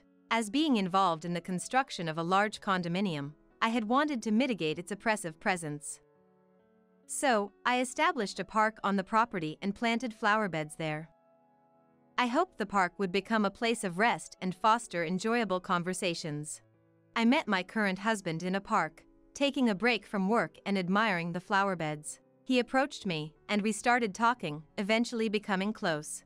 Initially, we only met during lunch breaks, but gradually we began dining out and eventually married. Soon after, we were blessed with Jasmine, and despite it being a late pregnancy, she was born safely. That park with the flower beds had brought me happiness. Therefore, in the projects I was involved in, I wanted to create opportunities for others to find happiness. That was the idea behind that flower bed. Its destruction saddened me deeply, and I was quite shocked. Upon reaching the hospital, treatment began immediately, and I needed a few stitches. Thankfully, it wasn't visible, much to my relief. Seeing it, Jasmine seemed reassured, and by the time we left the hospital, she was smiling again. While waiting for the bill, I was questioned by the police and decided to file a complaint. I also decided to hire a lawyer and ensure that William's family faced appropriate consequences. Thanks to that, Kate was arrested for assault. According to the lawyer, with her parents in police custody, Laura was taken in by Kate's parents. I thought that was unfortunate enough, but she was in for strict re-education from her grandparents. Taken in by her grandparents, she was apparently reprimanded and criticized greatly for her usual behavior. Due to her young age, it seems she is being disciplined strictly for rehabilitation. It will likely lead to challenging days ahead for not only William and Kate but also for Laura. As for me, my injury has been healing well since then. I had the stitches removed recently, so there's no significant injury anymore. Jasmine has become even more popular since that day and has been busy. It turns out that it was one of her followers who called the police and ambulance. After the filming ended, sensing the tense atmosphere, Jasmine quickly switched to live streaming. Thanks to that, when the brawl escalated, one of her followers took action. We are truly grateful for that, as it helped bring the situation under control. Afterward, Jasmine wanted to thank the person and made a call out in a video, but no one came forward. So, we decided to post another video expressing our gratitude. When we went to film the video at the park where the disturbance occurred, we found the flower bed beautifully restored. Apparently, volunteers had fixed it up after the incident, which was a relief. Since then, things have been going surprisingly well. My work on the condominium has led to an increased evaluation of my job. I've been promoted and now am the head of the planning department. Jasmine's video views have skyrocketed, and she continues to post videos joyfully. My current husband is very concerned about us and has been quite worried. Though I'm fully healed and there are no hindrances to my life, he still occasionally checks on my injury. I'm really happy to be with the kind-hearted husband and Jasmine grow up healthy. There are no problems in my work or family life. I look forward to spending more happy times with three of us. I got a huge sum of money, and you just got an old house and a mere field? My brother Robin, who unexpectedly received a large inheritance, mocks me. To think that this is how they treat their daughter who has always taken care of and nursed them. You must not have been loved. His words are infuriating, but I don't talk back. Just you wait. I won't let this setback keep me down. Driven by anger towards Robin, I worked hard to restore the neglected field. My name is Carol, a 50-year-old housewife. I've been married to my husband Justin for 25 years, and our children have all grown up and become independent. I thought we could live a peaceful and enjoyable life together, just the two of us. But life doesn't always go as planned. As soon as our children became independent, I began to take care of our parents. Justin's parents had passed away long ago, so the ones I cared for were my own. My parents, who ran a farm, were always confident in their physical strength and were the picture of health. I often helped them, especially during the harvest season. The freshly picked vegetables were truly delicious.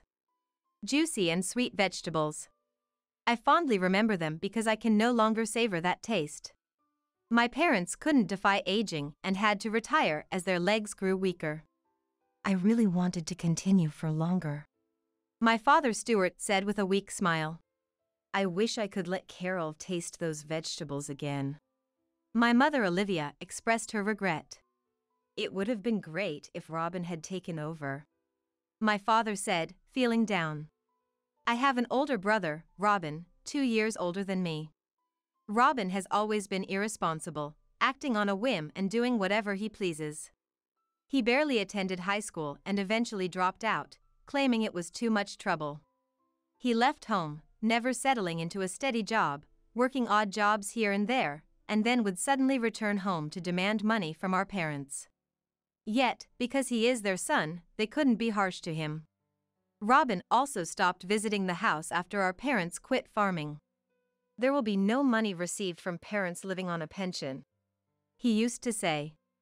If there's no money, he has no business with them. As much as he is my brother, he's the worst. I try to forget such brother exists, but he's still family. Sometimes, even my parents would worry. I wonder if that child is doing all right. They would say. But after they quit farming, they aged quickly. Maybe things would have been different if they had continued farming, even just as a hobby. By the time I started regretting it, they had already aged significantly and both became bedridden. Sorry, Carol. We're causing you trouble. My apologetic father and mother were met with my smiling denial. I am who I am today because of you both. Let me repay you. As I said this, my mother teared up and thanked me. Taking care of them was hard work, but my children were already independent, and I wasn't working since I was a housewife. I had thought about getting a part-time job once the kids were independent, but we weren't struggling financially, so I could put that off. After discussing with Justin, I decided to stay at my parents' house to take care of them. I don't think they have much time left. The shock of hearing this from the doctor was immense. I called Robin, crying. Won't you come to see our parents? Irresponsible as he may be, Robin is still my brother. To our parents, he is their beloved son. Surely, Robin remembers being loved by them. That's why I wanted him to see them one last time, but Robin's answer was terrible. Huh? Why should I? I'm busy, you know. Busy? Are you working? Like I'd bother with that. Yeah, I'm doing day labor. I worked yesterday, so I thought I might go see some horses today. Going to see horses? You mean betting on horse racing, right? As expected, Carol, you know me well. What are you thinking? You prioritize gambling over visiting our parents? It's more important to me than life itself. You're the worst! Furious at Robin's extremely disappointing behavior, I hung up the phone. After that, Robin never came to visit our parents at all. Day by day, both of them continued to weaken. And then, suddenly, my father passed away, followed by my mother the next day. They were a loving couple until the end. Once I had finished crying, busy time awaited me. Organizing a funeral for both of them was a huge task. With Justin's help and our 2 sons, we somehow managed it. It should have been something to discuss and arrange with Robin, but he never showed up. I managed to contact him, but... Huh? Our parents' funeral? I'm busy, I won't come. Just handle it however on your end. And with that, he hung up the phone. Handle it however? That's not possible. Even at 52, Robin remains incredibly irresponsible. Angry at Robin, the tearful funeral came to an end. And then, some time later, Robin finally returned to our family home. It was outrageous he didn't even come to the funeral, but the reason for his return was simple. It was to discuss the inheritance. Hey, Carol, long time no see. You've aged quite a bit. Leave it alone. You've aged too, Robin. I'm still younger looking than you, since I'm single and didn't age from raising kids. Maybe I look like your younger brother now? I was appalled that these were his first words after meeting his sister for the first time in a while. Despite claiming to enjoy his bachelor life, Robin looked significantly aged. Did you visit their graves? Why would I do such a meaningless thing? Do you think the dead can see that? It's not about that. I was irritated by Robin's attitude, showing no sense of loss for our parents, but arguing with him was pointless. I decided it was best to get the discussion over with quickly and took my seat. Well then, let's proceed, please. I said this to the lawyer present. Indeed, our parents had prepared a proper will. Under the supervision of the lawyer, we began to open the will. What does it say? What's my share? Hold on a minute. Robin eagerly leaned in as soon as the envelope was opened. I sighed at his impatience. Before my exasperated gaze, the lawyer spread out the will. As a result, Robin was to inherit cash. I was to inherit the family home and the field, the workplace where our parents had toiled. Upon hearing this, Robin, Haha. Can you believe that? That's just great, isn't it hilarious? Bursted out laughing. Cash, it's this statement, right? Wow, $300,000? Is this for real? Amazing. Farming really pays off. Along with the will, there was a bank account statement kept by the lawyer. It was indeed a significant amount. For Robin, who never had a steady job and lived day to day, this was a fortune. I was also a bit surprised to learn such an amount was left behind. Though they worked hard, my parents, whose hobbies and entertainment were farming, probably didn't have much use for money. And? What about you, Carol? With a mocking smile, Robin looked at me, still laughing. His question revealed his unpleasant character, even though he had heard the contents of the will. This house and the field. Ha ha ha. Really? Robin, holding his stomach, laughed heartily. Patience, just be patient. I reminded myself desperately, trying to contain my anger. I get a huge sum of money, and you just get an old house and a mere field. Robin said amidst his intense laughter. This is how they treat their daughter who took care of and nursed them? You weren't loved at all. I felt my blood boil but somehow managed to hold back. Arguing here would be meaningless. Indeed, the value of this house and field combined doesn't come close to the cash amount Robin inherited. Our parents wanted me to keep this house and field, our family home. So, I must endure. I know better than anyone that my parents loved me. Well, the eldest son is always loved, right? And I was the favorite son. I can understand why our parents felt that way. Finally stopping his laughter, Robin flaunted the bank account statement right in front of my eyes. So, that's how it is. I'm taking this with me. As if it was that simple. I didn't want any disputes over the inheritance later. The lawyer had prepared the documents, so Robin signed them and left. The moment Robin was out of sight, Never come back! I shouted. I'll forget about Robin. Likely, I'll never meet him again. Forgetting such a despicable person is best, a realization that came to me a year after my parents passed away. After completing various inheritance documents and procedures, and as I was clearing out the now empty family home, time seemed to fly by. Now, the once busy family home was empty. I have a house built by Justin, and to live here, as Robin said, is too old-fashioned. Maybe I should sell it sensibly. But the thought of losing my childhood home feels sad. Lost in these thoughts, I sat in the empty house. Suddenly, my eyes caught sight of a hoe in the garden. In this day and age, it's rare to use a hoe. Yet, my father preferred to use it. Stored out of reach during my childhood for safety. The iron part was now completely rusted and the handle severely decayed. It barely retained its original shape, but I touched it gently.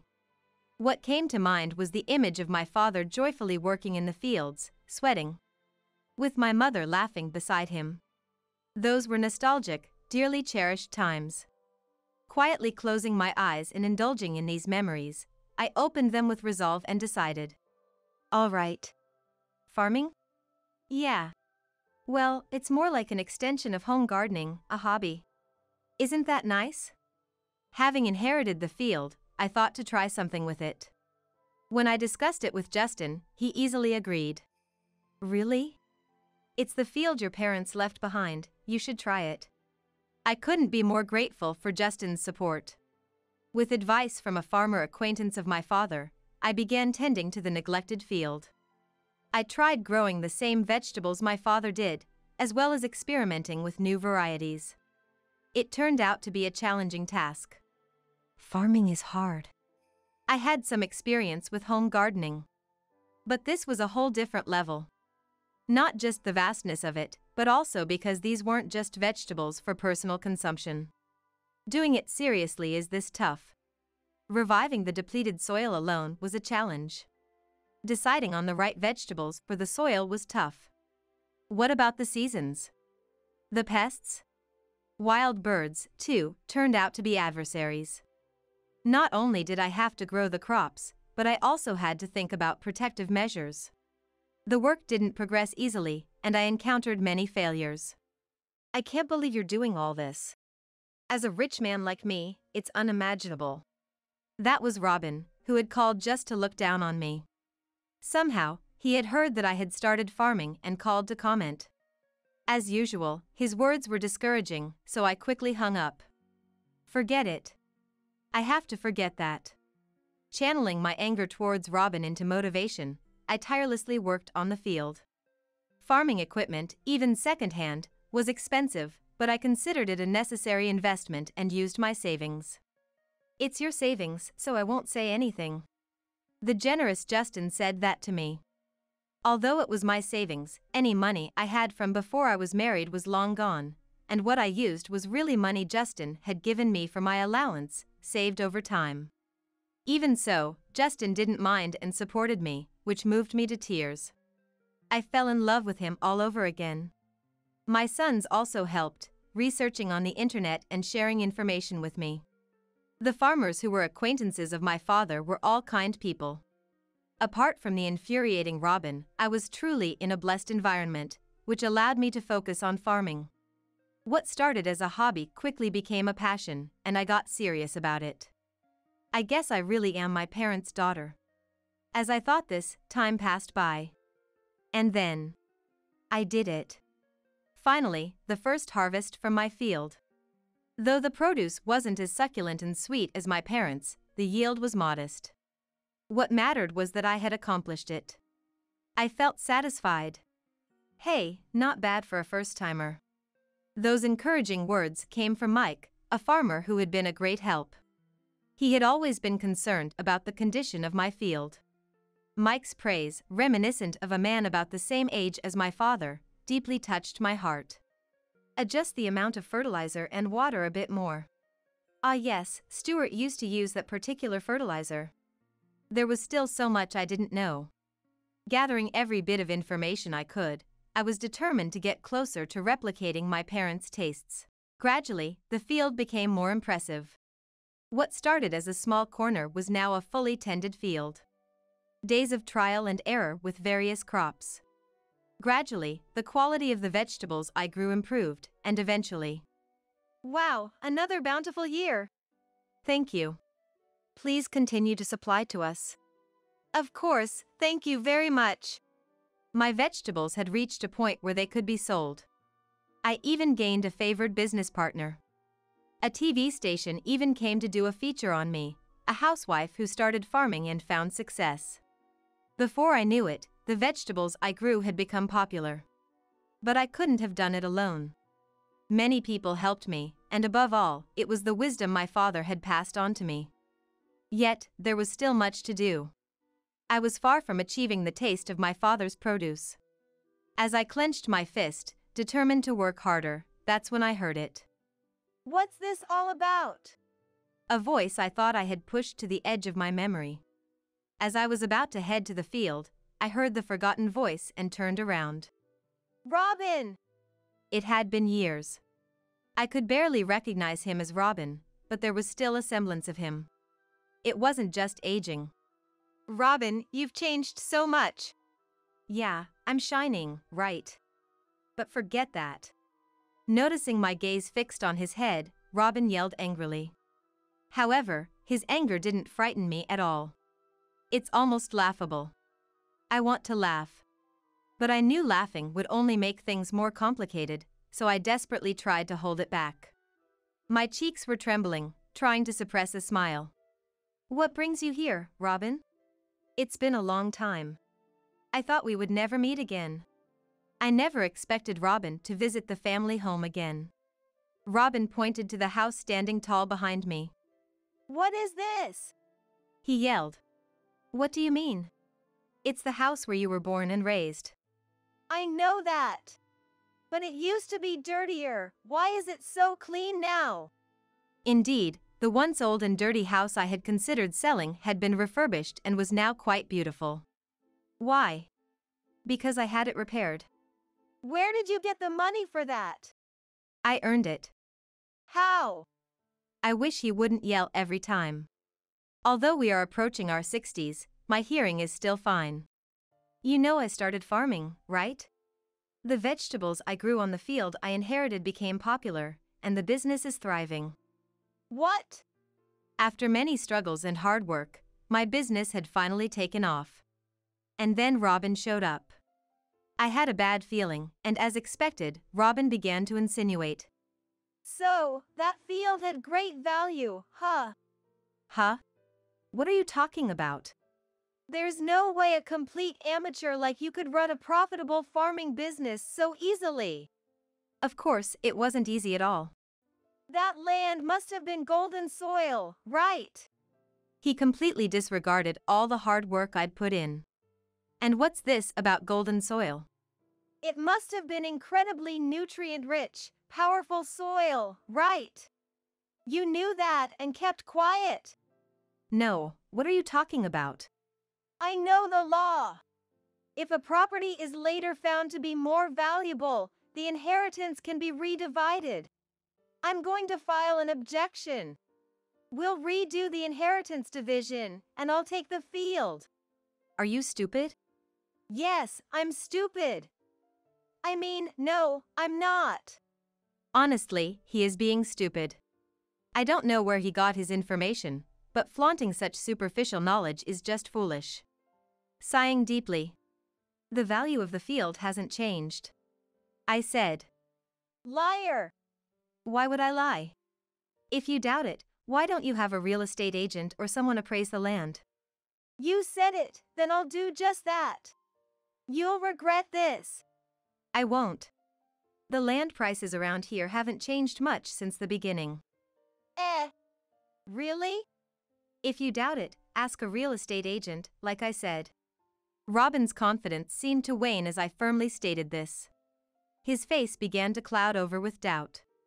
But you're actually making a profit, right? It's because of the field, right? Because of the field. Look, yes, I started farming because I had that land, and as a result, it's been profitable. See, I told you so. Ah, he's so annoying.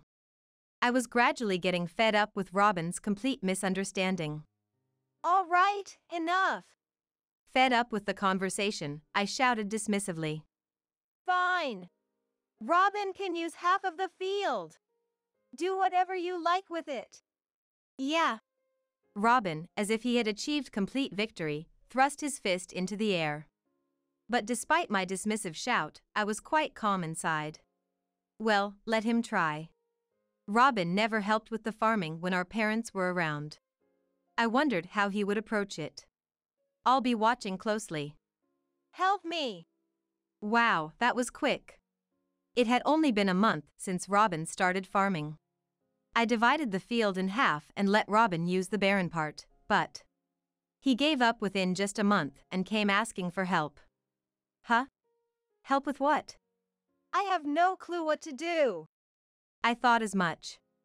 The field was poorly maintained, with no preparation for planting whatsoever. What had he been doing this past month? It's strange, isn't it?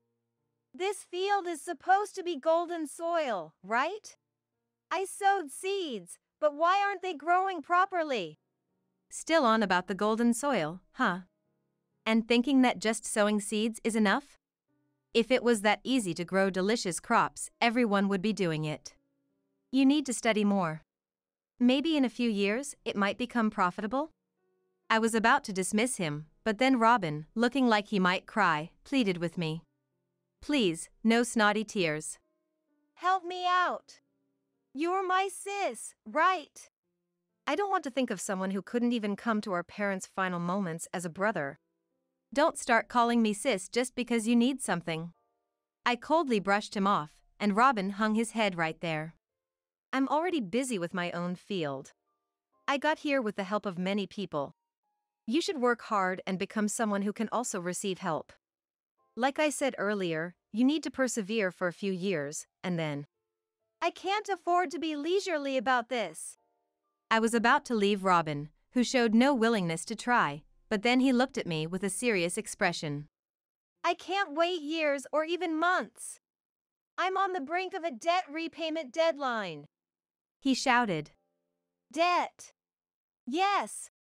I have huge debts. Why? You inherited $300,000 in cash, right? I spent it. What?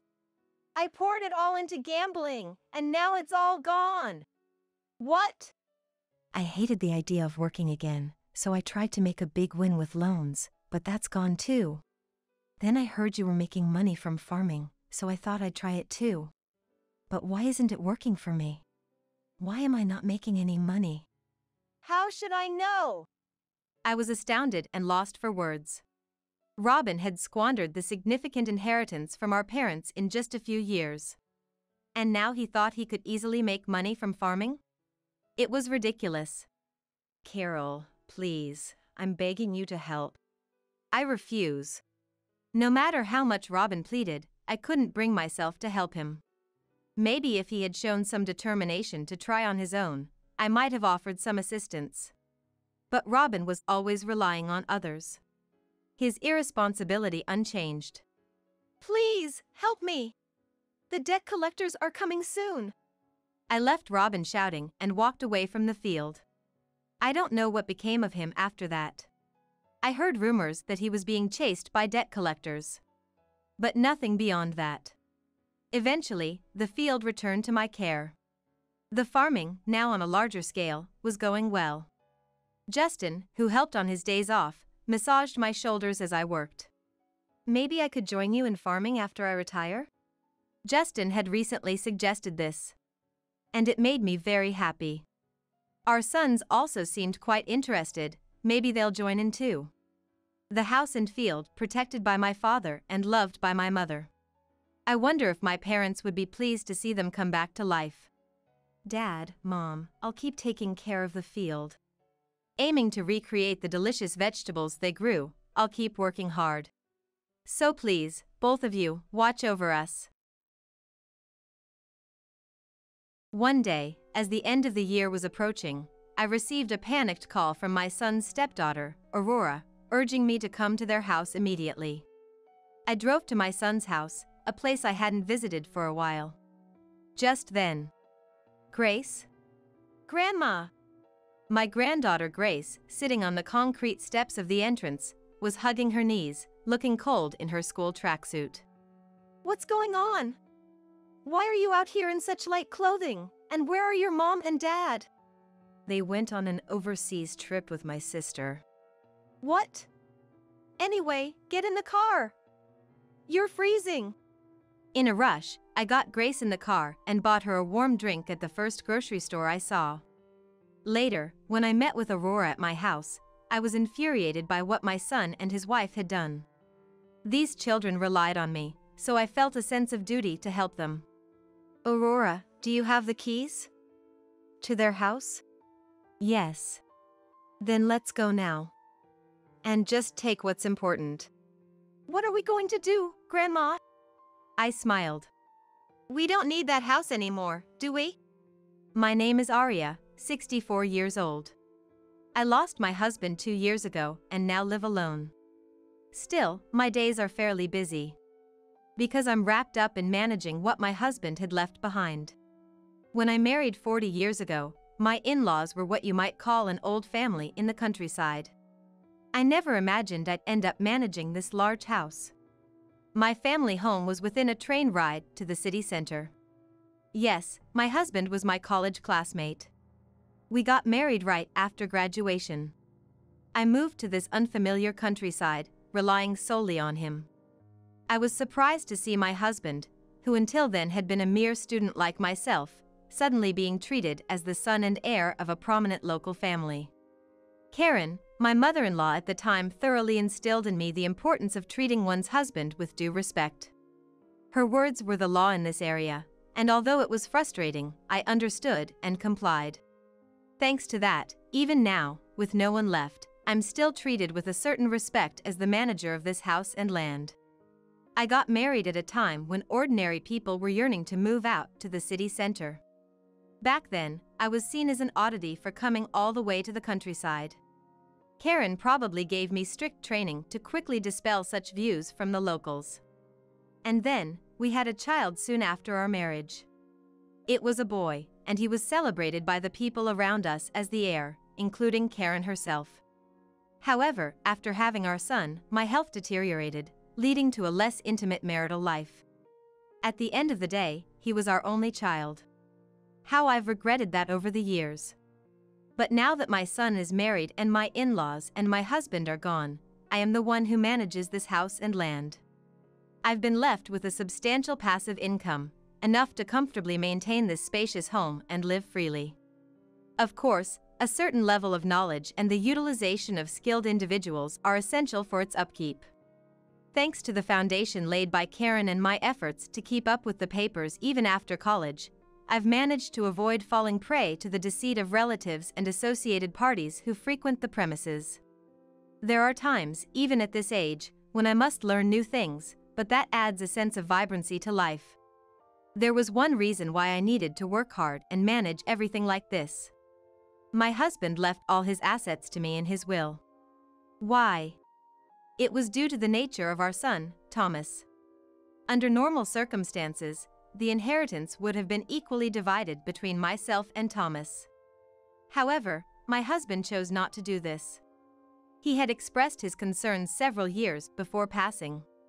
If I leave him half of this house now, it will go to ruins. I want you to see if Thomas can change for the better. I thought about those words as his last will and testament. Because Thomas had gotten married to his second wife. Thomas had been with his first wife, Victoria, for a little over 10 years. But he got married again just 6 months after Victoria had passed away from an illness. He married the woman he had been having an affair with. My husband, who had been out of shape, seemed astonished by what was really going on with his son, who had seemed to be doing so well. This only served to worsen his condition. Thomas was an adult and married. Up until then, I saw him as an heir with no particular problems. Yet, I confess, there might have been a tendency to overly indulge him as our only heir. It was not just me, but everyone in the family. He was academically competent, progressing from a reputable high school to college. Although he had the option of attending a college in the city, he chose to remain local. After graduation, he got a job at an acquaintance's company. And then he married a local girl. That's when Thomas expressed his desire to get his own home and live independently. We constructed a house on a piece of land we owned for the young couple. Thomas and his wife Victoria got along very well. However, after the birth of their daughter Grace, Victoria's health began to deteriorate. The doctors declared she couldn't have any more children. It reminded me of my own experiences, so I did what I could to help her. Her biological mother frequently visited her too. We also arranged for babysitters and housekeepers. For a time, Victoria's health seemed to get better. But about a decade later, she was diagnosed with cancer. Looking back, Victoria was an incredibly resilient woman. She probably felt guilty for the trouble her health issues caused shortly after their marriage. That's likely why she endured so much during this time. Unfortunately, by the time the cancer was discovered, it was already too late. With our granddaughter Grace clinging to her, Victoria passed away far too young. During this time, I felt sorrow for various reasons. The most significant reason was how much I thought of Victoria as my own daughter. I also dearly loved my granddaughter, Grace. It pained me that she lost her mother. But there was another major issue weighing heavily on my heart. While Victoria was receiving medical treatment every weekend, Thomas already had a mistress. Perhaps that's why he hardly ever visited her. After Victoria's death, Thomas remarried in less than 6 months. His new wife, Olivia, was originally a woman from the club Thomas frequented. Surprisingly, by that time, they had already been in a relationship for over 5 years. Victoria's diary, which she left behind for me, was filled with detailed accounts of the days Thomas stopped coming home. Maybe she intended to use it as evidence for a divorce one day. We'll never know now.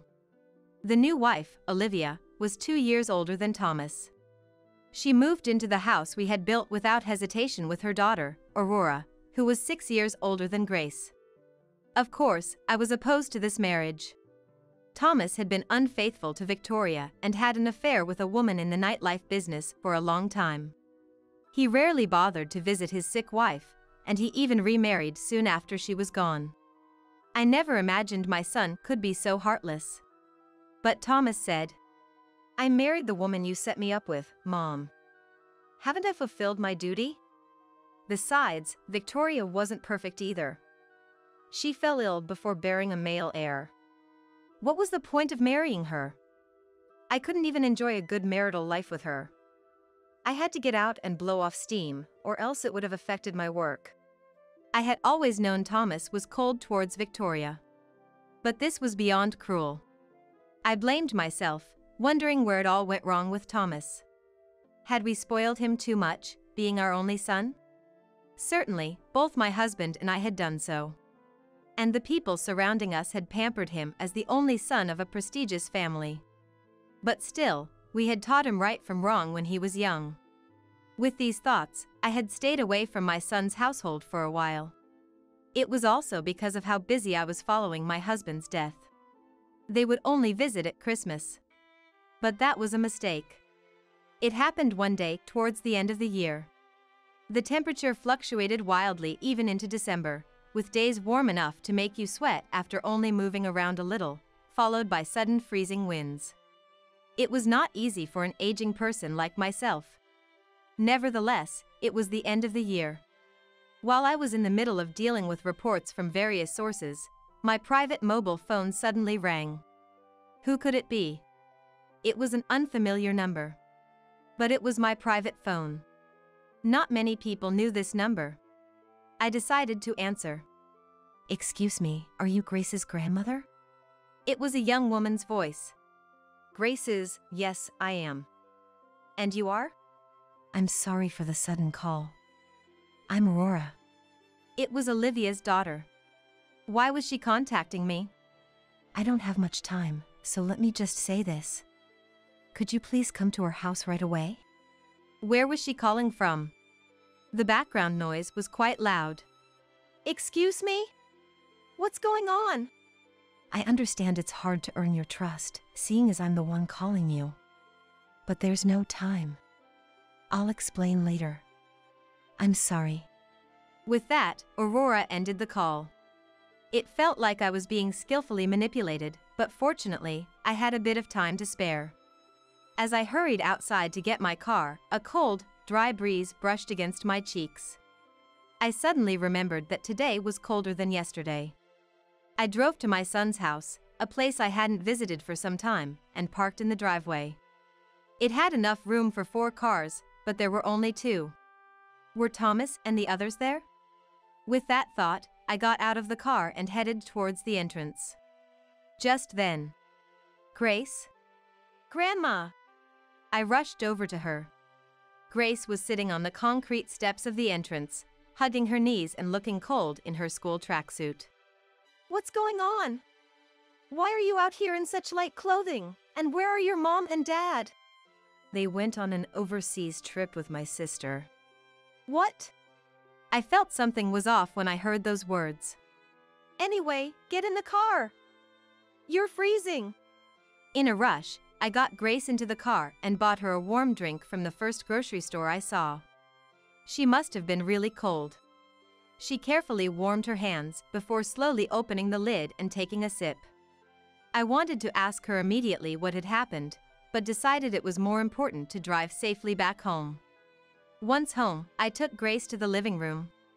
I called the housekeeper on the way and asked for 2 warm cups of tea and some snacks. The moment we entered the room and Grace felt the warmth, she looked relieved, and that gave me a really bad feeling. Feeling better? Yeah. Her response and her whole demeanor seemed younger than I remembered. She should be a growing girl at the age of 14. Even when she cried by her mother's sickbed, her wrists seemed to have more flesh on them. Wrists, hands? Grace, what happened here? Upon closer inspection, Grace's hands had severe chapping. I remember kids sometimes had that when I was young, but it's not something you see often nowadays. Oh, this started last year. It looks painful. Are you using any cream? No. I don't have any cream. I think it's from using hot water for bathing, washing dishes, and laundry. What? No housekeeper lately? Dad made her leave. Said it costs too much, so he told me to take on her job. What about your mom? Olivia? She's busy with lots of stuff, and Dad doesn't like it if her hands get rough. And your stepsister? My sister is. I stopped her. Did they tell you to call her that? Grace nodded silently. Dad told me to call her that when we're outside. At home, I call her Aurora. I prefer that too. All right, then let's go with that. Okay. And Grandma, that person isn't my mom. She told me to call her Olivia. I don't want to, but if I don't, she hits me. Grace said with a bitter smile. What does that mean? What had been going on in that household while I had been staying away? Eventually, after eating about half of the cake brought to her, Grace suddenly seemed to remember something. She reached into the pocket of her tracksuit and pulled out a mobile phone. It looked like the kind a grade schooler would have. Grace used it and began typing a message. What are you doing? Aurora told me to message her when you arrived, Grandma. She did. Yes. Aurora bought me this phone. Really? What about your previous one? Dad took it away not long after he remarried. That person told him it was too early for me to have one. That person? She must be referring to Olivia. Didn't your dad say anything? Grace shrugged her shoulders and frowned. Dad doesn't know anything about me. I couldn't get in touch with my friends for a while, so Aurora bought me this phone, saying she's sorry it's not the latest model. She also told me to make sure she'll never find it. Make sure she'll never find it.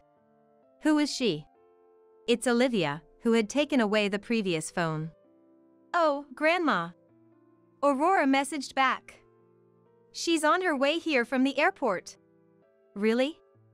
Wasn't she supposed to be on a trip abroad? She said she'd pretend to go and come back, so she told me to wait. She said she'd slip away somehow. What exactly was going on between these two? At that moment, all I could do was wait. Aurora arrived at our house 3 hours later, after taking multiple buses. It's a provincial city, after all. Even if she came straight from the nearest airport, it would take a considerable amount of time. I'm sorry, Arya. Thank you for picking up Grace after such a short and sudden call. Aurora apologized deeply. Aurora. Her tone was clear and firm. Her gaze was unwavering. I thought to myself that although this girl looked flashy like Olivia, she seemed well-grounded. So what's with those two? Going on a trip abroad? They had been talking about going with the three of us for a while. But I wasn't sure what would happen there, so I pretended to get sick to get away. They planned to spend 3 weeks abroad, going all the way from Italy to the UK. 3 weeks? What about their jobs? This story seemed even darker than I had anticipated. And it seems like my mother was planning to hand me over to that man during this trip. What do you mean? Exactly what I said just now. That man had his eyes on both my mother and I from the beginning. Oh, my goodness. Hey, it's true, Grandma. Grace interjected, clenching her fist and sitting next to Aurora. I saw Dad insisting Aurora join him when I was done cleaning the bath many times. She always managed to brush it off as a harsh joke, but Dad would click his tongue and yell at me to go away when I was wandering around nearby. No, it's because of Grace that it didn't get any worse than that. I was always worried that Grace would get hurt. But I can't imagine what would have happened if she wasn't there. What on earth was going on? My son. How far has he corrupted? I pondered for a moment in front of the two girls. The way they protected each other. It seemed that they got along well. No, it was more than that. They were like comrades against a common enemy. So, how do you get by? Grace, you said earlier that Olivia told you to call her by her name, right? Yes. My mother started dating him for the money and even stayed with him through marriage. I've seen that man coming over to our house since high school. I've noticed the way he gradually started looking at me inappropriately. And now, because we live in the same house, he's getting cocky. Oh, how I hate it. Aurora said this while hugging herself, clearly disgusted. But I'm grateful for being allowed to continue my studies. I've been going to college and working part-time, trying to stay away from home as much as possible. Though, I thought about moving out. Aurora stayed because of me. Grace interjected. Even today. Those two left me alone without giving me a key or any money, telling me to go somewhere. And in that tracksuit. The wind would make her feel even colder. The sight of her waiting there, hugging her knees. I waited because Aurora told me to. Until those two boarded the plane and it was clear they weren't coming back. So, that's why you called? Yes. I was right by their side until just before their boarding time. But if I had left Grace alone, she would have caught a cold. So I made a call when they weren't looking. I knew she was still cold, though. I'm sorry. Honestly, they could have contacted me earlier, but I guess these young girls wanted to make sure those two were definitely abroad before reaching out. And now that they're relying on me, I must do what I can for these girls. Aurora, do you have the keys? To their house? Yes. Then let's go now. And just take what's important. What are we going to do, Grandma? I smiled. We don't need that house anymore, do we?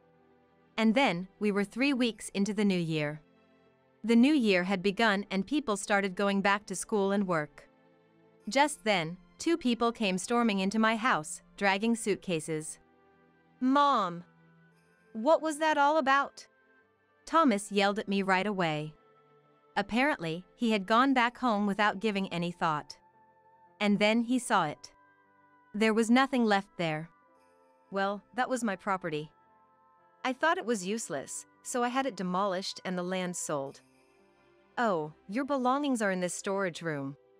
Right after that incident, I had contacted a real estate agent and a demolition company I knew well. When they learned of the situation, they immediately took me up on my offer.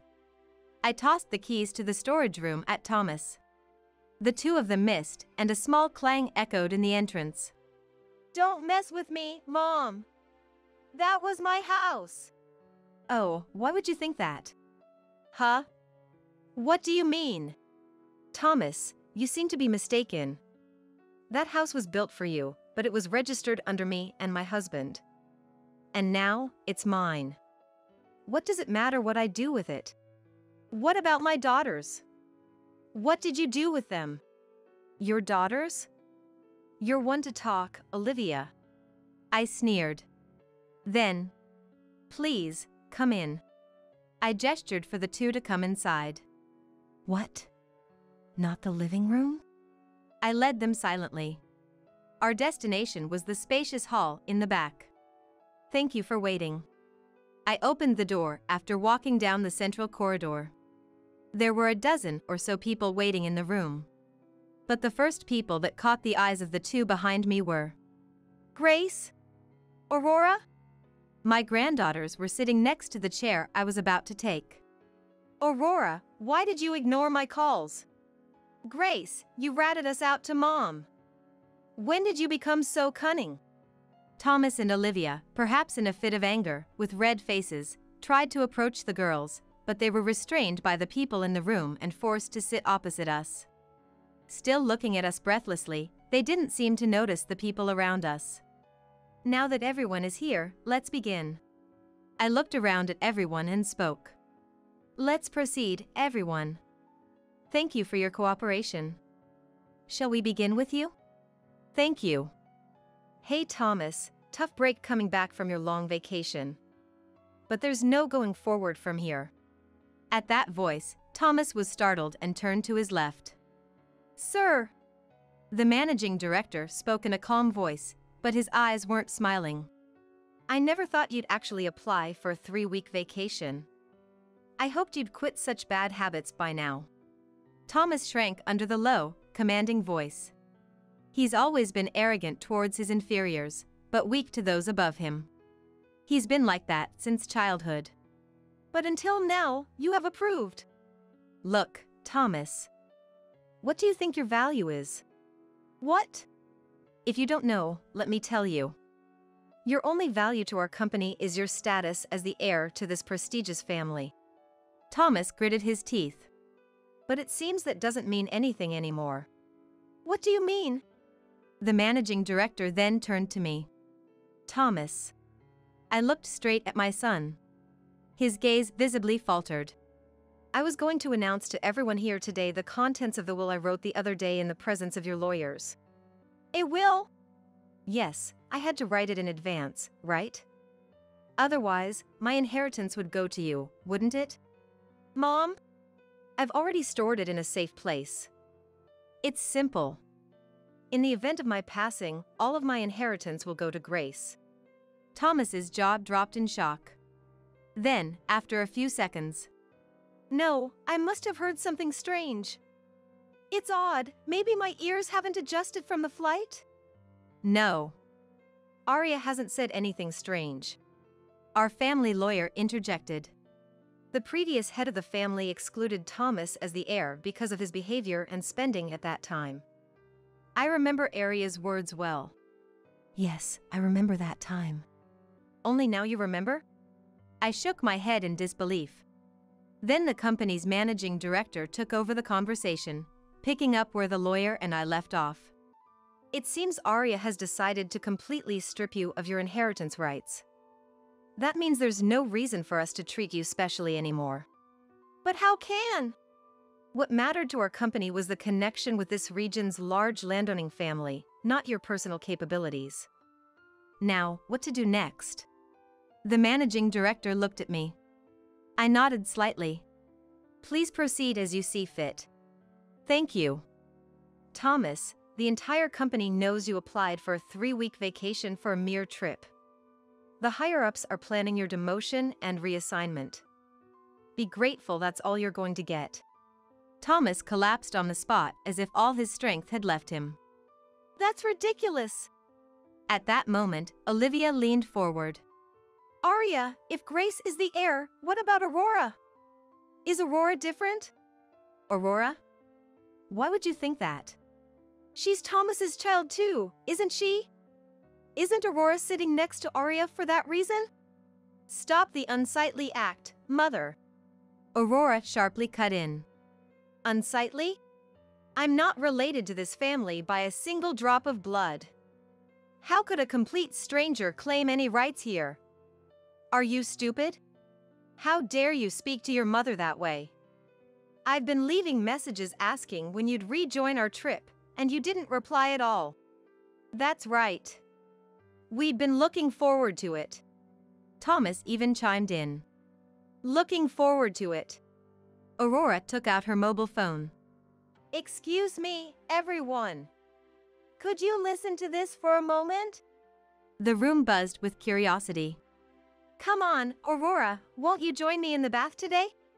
I'm sorry, I have a part-time job now. What? Can't you just do as I say? A dull thump, probably the sound of Thomas slapping the washing machine. Stop it, Dad. Aurora doesn't like it. Shut up. There was a noise along with Grace's voice. Grace! Aurora, you have a part-time job, right? Go, hurry. Thank you. There were some footsteps, then more sounds in the background. Ah, so what the two told me was just a fraction of the whole story. What's this? That's Thomas's voice, isn't it? Everyone in the room looked at Aurora, Grace, and Thomas in turn with somber expressions. Aurora stopped the recording and stated firmly. This is just part of it. I constantly felt danger like this. And Grace, being forced to clean the bathrooms and toilets, helped me on such occasions. Not just this time. She always let me know when he was around. How could she do that? Grace silently glared at Olivia, then took out her own mobile phone. What? I took your phone away. Olivia, you just said you took it away? I posed the question. In this day and age, even elementary school kids need mobile phones, and you took one from Grace, a middle schooler? Mom, it's part of her education, right? That's right. She doesn't need the latest model. Then at least give her a phone with basic functions. Nowadays, even going out with friends seems to require exchanging messages, and you get news from school too, right? Do you two even pay attention to notices from her school? Huh? I'm busy, you know. Do I look like I have time to attend her school events? What keeps you so busy? Aurora chuckled. What's that, Aurora? Mocking your parent like that. Well, your busy has always been about deceiving men, hasn't it? What? Thomas's gaze turned towards Olivia. Sorry to keep you waiting. John, please come in. Aurora called out loudly. The door opened, revealing a man slightly younger than Thomas and his wife, and another man in a suit. What? Olivia's expression changed drastically. It's been a while, Olivia. I never thought you'd end up in such a place. After all, you cost me everything. What are you doing here? Ladies and gentlemen, let me introduce John. He's one of the victims this woman swindled money from in the past. Oh, Aurora. You said one, do you mean there are more?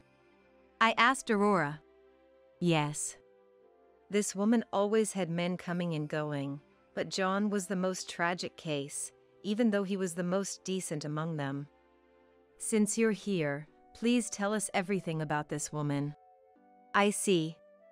John, what did Olivia do to you? Marriage fraud and theft. The room buzzed at those words. What are you talking about? You gave me that money voluntarily. I was under the impression that we were going to open a store together as a family, that's why I agreed. John glared at Olivia, his gaze filled with contempt. We needed some cash for a deposit on a nice property we had found back then, so I withdrew all my savings and handed the cash to this woman. But the very next day, she disappeared. Is there any proof? Aurora operated her phone and played another audio clip. Come on, let's go. What's this all of a sudden? We've earned plenty of cash from John, so, we need to move to another town quickly. Olivia slammed her hand on the table. How did you even get that? Of course I did. I was always preparing to drag you down to hell. How dare you say such things to your mother? Huh? I can no longer consider you as my mother. You beat me up and skipped my meals just because you thought some guy you'd been dating flirted with me. And this trip, you were planning to set me up with your husband, right? I gave birth to you. I have the right to do whatever I want. Sure, it seems the term child abuse doesn't exist in your world. At that moment, the man behind John stood up. So, you have more hidden crimes, it seems. The man pulled out a police badge. Olivia leaped back in shock upon seeing it. Why are the police here? You really are clueless. John is suing you for fraud and theft. Isn't that right? Yes. Aurora found me and set up this meeting. Olivia, you should give up now. I can testify in any amount of detail of the fraud, theft, and child abuse against me. There are things that you did to me that I can't talk about here. I heard Grace swallow nervously. So that's why Aurora wanted to protect Grace from experiencing what she did. I'll testify about everything that happened to me, no matter how small. It's disgusting to even recall, but if it puts you behind bars, it's worth it. What a strong girl.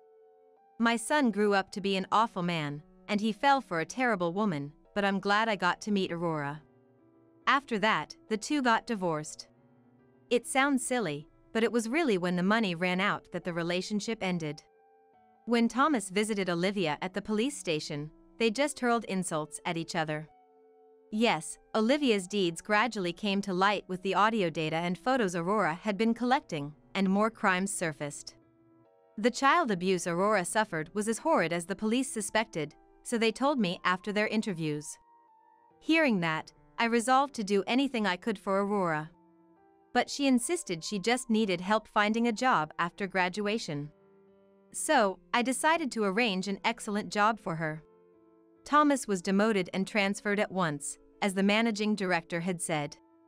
To a regional branch, no less. On top of that, he became a section manager. It seems it was too difficult to demote him from a head of department to a regular employee. So, they placed him where he could do the least harm. In a region he had never been. In the end, it was this land of ours which we had protected that ruined my son. As a mother, all I can hope for is that he becomes somewhat decent in the outside world. Not that I expect much. As for us, the sound of children every day is such a joy. Now, this spacious house is home to me, my granddaughter, and her stepsister. The job I arranged for Aurora is to work alongside Grace, who will eventually inherit this house, serving as her assistant. This way, there is no dependency. If Arya says it's necessary, I'll acquire any qualifications needed. With such a strong girl by her side, I'm confident that Grace's future is secure. However, no matter how resilient Aurora is, there might be times when the past abuse haunts her. For the time being, I'll support these two. I need to remain in good health in order to do so. Thomas became the black sheep of this family because I was reluctant to abandon my own son. And there was also that parasitic woman. From now on, I want these girls, who worked so hard to eliminate them, to enjoy the life that they deserve for their age.